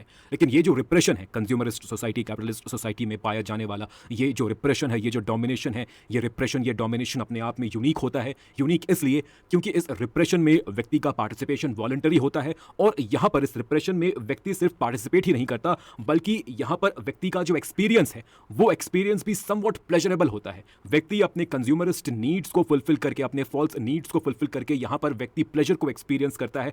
और इस रिप्रेशन के वॉलंटरी और प्लेजरेबल होने की वजह से ही हर्बर्ट मार्क्यूज इस रिप्रेशन, इस डोमिनेशन को यूनिक कहते हैं। तो इस तरह से ये जो तीन थिंकर्स हैं, इन्होंने सोसाइटी में, कैपिटलिस्ट सोसाइटी में मौजूद फंडामेंटल प्रॉब्लम्स को, हिडन ऑपरेशंस को, हिडन फॉर्म्स ऑफ डोमिनेशंस को हाईलाइट करने की कोशिश की। लेकिन आपको यहां समझना है कि ये जो फर्स्ट जनरेशन क्रिटिकल थियरिस्ट्स हैं, खासकर मैक्स हॉकाइमर, हर्बर्ट मार्क्यूज और थियोडोर अडर्नो, ये सभी मॉडर्न कैपिटलिस्ट सोसाइटी में ह्यूमन इमेंसिपेशन को लेकर बहुत ज़्यादा ऑप्टिमिस्टिक नहीं थे। इन्होंने प्रॉब्लम्स को डायग्नोज तो कर लिया, लेकिन इन्होंने प्रॉब्लम्स का सल्यूशन नहीं दिया। सल्यूशन इसलिए नहीं दिया क्योंकि इनका मानना था, इन फर्स्ट जनरेशन क्रिटिकल थियरिस्ट्स का मानना था कि मॉडर्न कैपिटलिस्ट सोसाइटी इस कदर टूट चुकी है, इस कदर बिगड़ चुकी है कि इसे सैल्वेज कर पाना, इसे ठीक कर पाना बहुत मुश्किल है। इनके लिए modernity was beyond any repair और reconstruction. So the first generation critical theorists, they diagnosed the problem, they highlighted the problem, but they failed to give a concrete solution, at least a concrete theoretical solution to the problems of modernity and modern capitalist society. इसके बाद आते हैं Jurgen Habermas, second generation critical theorist Jurgen Habermas. Jurgen Habermas के सामने ये challenge था कि उनके प्रेडिसेसर्स ने प्रॉब्लम की बात तो की है, जैसे इंस्ट्रूमेंटल रैशनैलिटी एक प्रॉब्लम है, मैक्स हॉकाइमर के अकॉर्डिंग इंस्ट्रूमेंटल रैशनैलिटी एक प्रॉब्लम है, थियोडोर अडर्नो के अकॉर्डिंग कल्चर इंडस्ट्री एक प्रॉब्लम है, और हर्बर्ट मार्क्यूज के अकॉर्डिंग कंज्यूमरिस्ट सोसाइटी एक प्रॉब्लम है। तो हैबरमास ने कहा कि उनके प्रेडिसेसर्स ने प्रॉब्लम्स की बात तो कर ली, लेकिन उनके लिए, दैट मीन्स हैबरमास के लिए, उनके प्रेडिसेसर्स ने जो काम छोड़ा है वो काम ये है कि कैसे क्रिटिकल थियरी को प्रैक्टिकली अप्लाई किया जाए और क्रिटिकल थियरी के एप्लीकेशन के थ्रू क्रिटिकल थियरी को अप्लाई करके कैसे मॉडर्निटी के प्रॉब्लम्स को, मॉडर्न कैपिटलिस्ट सोसाइटी के प्रॉब्लम्स को रिजॉल्व किया जाए। इस बात को या इस सॉल्यूशन को हैबरमास को अब फाइंड आउट करना था। हैबरमास इस चैलेंज को एक्सेप्ट करते हैं और यहीं से फ्रैंकफर्ट स्कूल क्रिटिकल थियरी के सेकंड जनरेशन की शुरुआत होती है। हैबरमास अपने प्रेडिसेसर्स से काफी कुछ बोरो करते हैं, खासकर मैक्स होकाइमर से हैबरमास काफी कुछ बोरो करते हैं, लेकिन हैबरमास का अप्रोच उनके प्रेडिसेसर्स से, that means first generation critical theorist से अलग भी था। हैबरमास के आने के बाद हम फ्रैंकफर्ट स्कूल क्रिटिकल थियरी में एक शिफ्ट देखते हैं, एक बदलाव देखते हैं, और ये जो शिफ्ट है, जो बदलाव है, इसे linguistic turn in Frankfurt school critical theory कहा जाता है। हैबरमास के आने के बाद और हैबरमास के साथ फ्रैंकफर्ट स्कूल क्रिटिकल थियरी के सेकंड जनरेशन की शुरुआत होने के साथ हम फ्रैंकफर्ट स्कूल क्रिटिकल थियरी में एक शिफ्ट, एक बदलाव देखते हैं, जिस बदलाव को linguistic turn in Frankfurt school critical theory कहा जाता है। ये जो बदलाव है, ये जो चेंज है, इसे लिंग्विस्टिक टर्न क्यों कहा गया, इसे समझिए। हैबरमास ने कार्ल मार्क्स की फिलॉसफी को, हेगल की फिलॉसफी को, इमैनुअल कांत की फिलॉसफी को, सिगमंड फ्रॉइड के साइको एनालिसिस को लिंग्विस्टिक थियरीज के साथ इंटीग्रेट करने की कोशिश की, कंबाइन करने की कोशिश की। हैबरमास कार्ल मार्क्स को समझ चुके थे, हेगल कांत को समझ चुके थे, फ्रॉइड के साइको एनालिसिस को समझ चुके थे। इन सभी फिलोसोफर्स के व्यूज, इनके आइडियाज को समझने के बाद हैबरमास ने लिंग्विस्टिक थियरी को अपनाना शुरू किया। इन्होंने इन स्कॉलर्स, इन फिलोसोफर्स के व्यूज को लिंग्विस्टिक थियरीज के साथ इंटीग्रेट करना शुरू किया, और इस तरह से फ्रैंकफर्ट स्कूल क्रिटिकल थियरी के ट्रेडिशन में हैबरमास के द्वारा एक लिंग्विस्टिक टर्न को इंट्रोड्यूस किया गया। हैबरमास के 20 सालों के वर्क का, उनके 20 सालों के एकेडमिक वर्क का जो निचोड़ निकल कर आता है वो था हैबरमास का मैग्नम ओपस, उनकी सबसे इंपॉर्टेंट बुक, उनकी सबसे इंपॉर्टेंट रचना, a theory of communicative action. 20 सालों के उनके मेहनत का, हैबरमास के मेहनत का ये रिजल्ट था, अ theory of communicative action. A theory of communicative action के तहत हैबरमास कहते हैं कि हमें कुछ टर्म्स के डेफिनेशन को, कुछ टर्म्स के मीनिंग को रीथिंक करने की जरूरत है, कुछ टर्म्स को हमें रीडिफाइन करने की जरूरत है। हैबरमास के अकॉर्डिंग सोसाइटी में रहने वाले लोग, the people living in society, और इन लोगों के भीतर सोसाइटी की जो नॉलेज है, जो अंडरस्टैंडिंग है, वो डिस्टॉर्टेड होती है। खासकर कैपिटलिस्ट सोसाइटी में रहने वाले जो लोग हैं, उनकी अंडरस्टैंडिंग, कैपिटलिस्ट सोसाइटी की उनकी अंडरस्टैंडिंग डिस्टॉर्टेड होती है। मतलब कि लोग रियलिटी को नहीं देख पाते, लोगों के सामने एक इल्यूजन होता है, लोग अपने सोसाइटी को सही तरीके से समझ नहीं पाते, अंडरस्टैंड नहीं कर पाते। इसलिए हैबरमास कहते हैं कि लोगों की जो अंडरस्टैंडिंग है उनके सोसाइटी के प्रति, ये अंडरस्टैंडिंग डिस्टॉर्टेड होती है। हैबरमास कहते हैं कि इस डिस्टॉर्टेड अंडरस्टैंडिंग को करेक्ट करने का तरीका है कुछ टर्म्स के मीनिंग को रीडिफाइन करना। सबसे पहले हैबरमास कहते हैं कि हमें ट्रुथ के डेफिनेशन को बदलना होगा, ट्रुथ के डेफिनेशन को हमें रीडिफाइन करना होगा। हैबरमास के अकॉर्डिंग ट्रुथ ना ही सब्जेक्टिव होता है, ना ही ऑब्जेक्टिव होता है, बल्कि ट्रुथ कम्युनिकेटिव होता है। Truth is an aspect of communication. Habermas कहते हैं truth is an aspect of communication. Truth is neither subjective nor objective, rather it is an aspect of communication. और यहां पर हम जिस ट्रुथ की बात कर रहे हैं, ये ट्रुथ हमारे सोशियो पॉलिटिकल और कल्चरल वर्ल्ड से जुड़ा ट्रुथ है। कम्युनिकेटिव ट्रुथ सिर्फ socio political and cultural world में ही अप्लाई होता है। ये बात आपको समझना है कि कम्युनिकेटिव ट्रुथ, हैबरमास ने जिस ट्रुथ की रीडेफिनेशन की बात की, ये जो ट्रुथ है, ये जो कम्युनिकेटिव ट्रुथ है, जिसे हैबरमास कहते हैं कि truth is the aspect of communication, ये ट्रुथ हमारे सोशियो पॉलिटिकल कल्चरल वर्ल्ड में ही अप्लाई होता है। हम नेचुरल वर्ल्ड की यहां पर बात नहीं कर रहे, हम फिजिक्स के यूनिवर्सल लॉज के कॉन्टेक्स्ट में ट्रुथ को डिफाइन करने की बात नहीं कर रहे। तो हैबरमास जब कहते हैं कि ट्रुथ इज नॉट ऑब्जेक्टिव, इसका मतलब यह है कि हम अपने सोशियो पॉलिटिकल कल्चरल वर्ल्ड से जुड़े ट्रुथ को कहीं डिस्कवर नहीं कर सकते। मतलब ऐसा नहीं है कि ट्रुथ कहीं पर रखा हुआ है और हम जाकर उस ट्रुथ को फाइंड आउट करेंगे, डिस्कवर करेंगे, नहीं। हैबरमास कहते हैं कि truth can not be discovered, यह है उनका मतलब। ट्रुथ इज नॉट ऑब्जेक्टिव का मतलब यही है कि truth can not be discovered. Similarly Habermas कहते हैं कि truth is not subjective, truth subjective भी नहीं होता। मतलब कि हर किसी के लिए ट्रुथ का डेफिनेशन अलग अलग नहीं होता, कि मेरा ट्रुथ का डेफिनेशन अलग होगा, आपका ट्रुथ का डेफिनेशन अलग होगा। So truth is not subjective either. तो हैबरमास के अकॉर्डिंग ट्रुथ ना ही सब्जेक्टिव है, ना ही ऑब्जेक्टिव है। तो ट्रुथ क्या है? हैबरमास कहते हैं कि ट्रुथ कम्युनिकेटिव है। हैबरमास के अकॉर्डिंग ट्रुथ को कम्युनिकेशन के दौरान, डिस्कोर्स के दौरान, डिस्कशन के दौरान एस्टैब्लिश किया जाता है, मिलकर एस्टैब्लिश किया जाता है। दैट मींस कि जब लोगों के बीच डिस्कशन होता है, जब लोग ट्रांसपेरेंट तरीके से, बिना किसी को इन्फ्लुएंस किए या बिना किसी से इन्फ्लुएंस हुए, इस तरह से ट्रांसपेरेंट तरीके से जब लोग किसी डिबेट, किसी डिस्कशन में इंगेज करते हैं, पार्टिसिपेट करते हैं, और फिर इस डिबेट, इस डिस्कशन के निष्कर्ष के रूप में जब लोग मिलकर किसी कंसेंसस को हासिल करते हैं, तो ये जो कंसेंसस है, ये कंसेंसस, ये आम सहमति ही ट्रुथ को रिप्रेजेंट करता है। The consensus represents the truth and the consensus is the nearest that we can get to truth. लेकिन ये जो कंसेंसस है जिसे हम ट्रुथ कह रहे हैं, जिस कंसेंसस के तहत हम ट्रुथ के डेफिनेशन को तैयार कर रहे हैं, ये कंसेंसस ट्रुथ का ये डेफिनेशन फाइनलाइज्ड नहीं होता, फिक्स्ड नहीं होता, एब्सोल्यूट नहीं होता। ये ट्रुथ हमारे लिए तब तक एक्सेप्टेबल होगा जब तक ये कंसेंसस एक्सेप्टेबल है। जब इस ट्रुथ का कोई बेटर वर्जन हमारे सामने आएगा, दैट मींस जब हम एक बेटर कंसेंसस, एक सुपीरियर कंसेंसस को अराइव करेंगे, मतलब जो मौजूदा कंसेंसस है, इस कंसेंसस से बेहतर कंसेंसस को जब हम हासिल कर लेंगे, तब ट्रुथ का मीनिंग भी इस न्यू कंसेंसस के अकॉर्डिंग ट्रुथ का मीनिंग, ट्रुथ का डेफिनेशन भी बदलेगा। सिमिलरली कम्युनिकेटिव ट्रुथ की तरह हैबरमास कम्युनिकेटिव रैशनैलिटी की भी बात करते हैं। हैबरमास इंस्ट्रूमेंटल रैशनैलिटी के प्रॉब्लम को सॉल्व करने के लिए कम्युनिकेटिव रैशनैलिटी को यूज करने की बात करते हैं। कम्युनिकेटिव रैशनैलिटी का कॉन्सेप्ट भी हैबरमास के द्वारा दिया गया।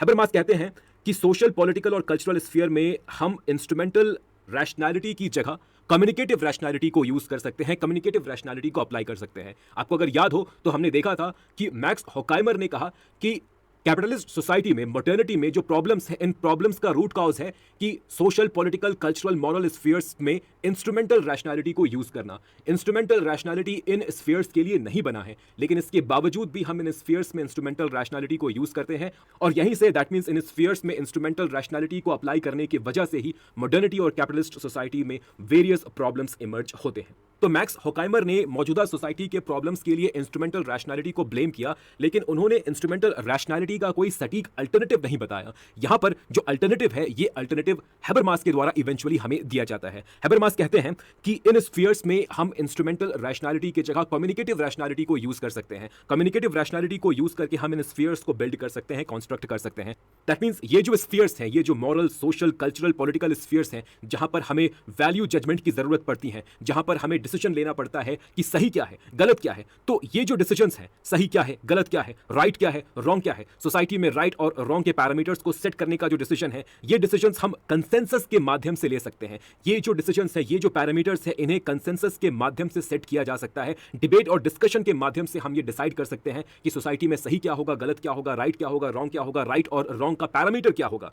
और जब इस तरह से सब मिलकर डिबेट, डिस्कशन, कंसेंसस के थ्रू हम ट्रुथ के डेफिनेशन को तय करेंगे, राइट रॉन्ग के डेफिनेशन को तय करेंगे, और बाकी जो भी इंपॉर्टेंट सोशियो पॉलिटिकल आइडियाज और वैल्यूज हैं, जैसे जस्टिस, फ्रीडम, इक्वालिटी, राइट्स, इनके मीनिंग, इनके डेफिनेशन, इनके कंटेंट को हम तय करेंगे। डिबेट, डिस्कशन, कंसेंसस के माध्यम से ये डिसाइड करेंगे, तो इसे ही कम्युनिकेटिव रैशनैलिटी का यूज कहा जाएगा। डिबेट, डिस्कशन, कंसेंसस के माध्यम से इन डेफिनेशंस को तैयार करना, इन डिसीजंस को लेना, इसे ही कम्युनिकेटिव रैशनैलिटी हैबरमास के द्वारा कहा जाता है। तो हैबरमास के अकॉर्डिंग कम्युनिकेटिव रैशनैलिटी के यूज से ही, कम्युनिकेटिव रैशनैलिटी को यूज करके ही हम सोसाइटी में मौजूद जो हिडन फॉर्म्स ऑफ डोमिनेशन है, हिडन फॉर्म्स ऑफ ऑपरेशंस है, इन्हें हम अनकवर कर पाएंगे, और हमारी जो डिस्टॉर्टेड अंडरस्टैंडिंग है सोसाइटी के प्रति, हमारी जो डिस्टॉर्टेड अंडरस्टैंडिंग है, इस डिस्टॉर्टेड अंडरस्टैंडिंग को ठीक कर पाएंगे और ह्यूमन इमेंसिपेशन को अचीव कर पाएंगे। हैबरमास कहते हैं कि सोसाइटी में कम्युनिकेटिव रैशनैलिटी को अप्लाई करने के लिए, सोसाइटी को कम्युनिकेटिव रैशनैलिटी पर बेस्ड करने के लिए हमें सोसाइटी में पब्लिक पार्टिसिपेशन को इंक्रीज करना होगा, डिबेट, डिस्कशन, डेलिब्रेटिव डेमोक्रेसी को हमें प्रमोट करना होगा।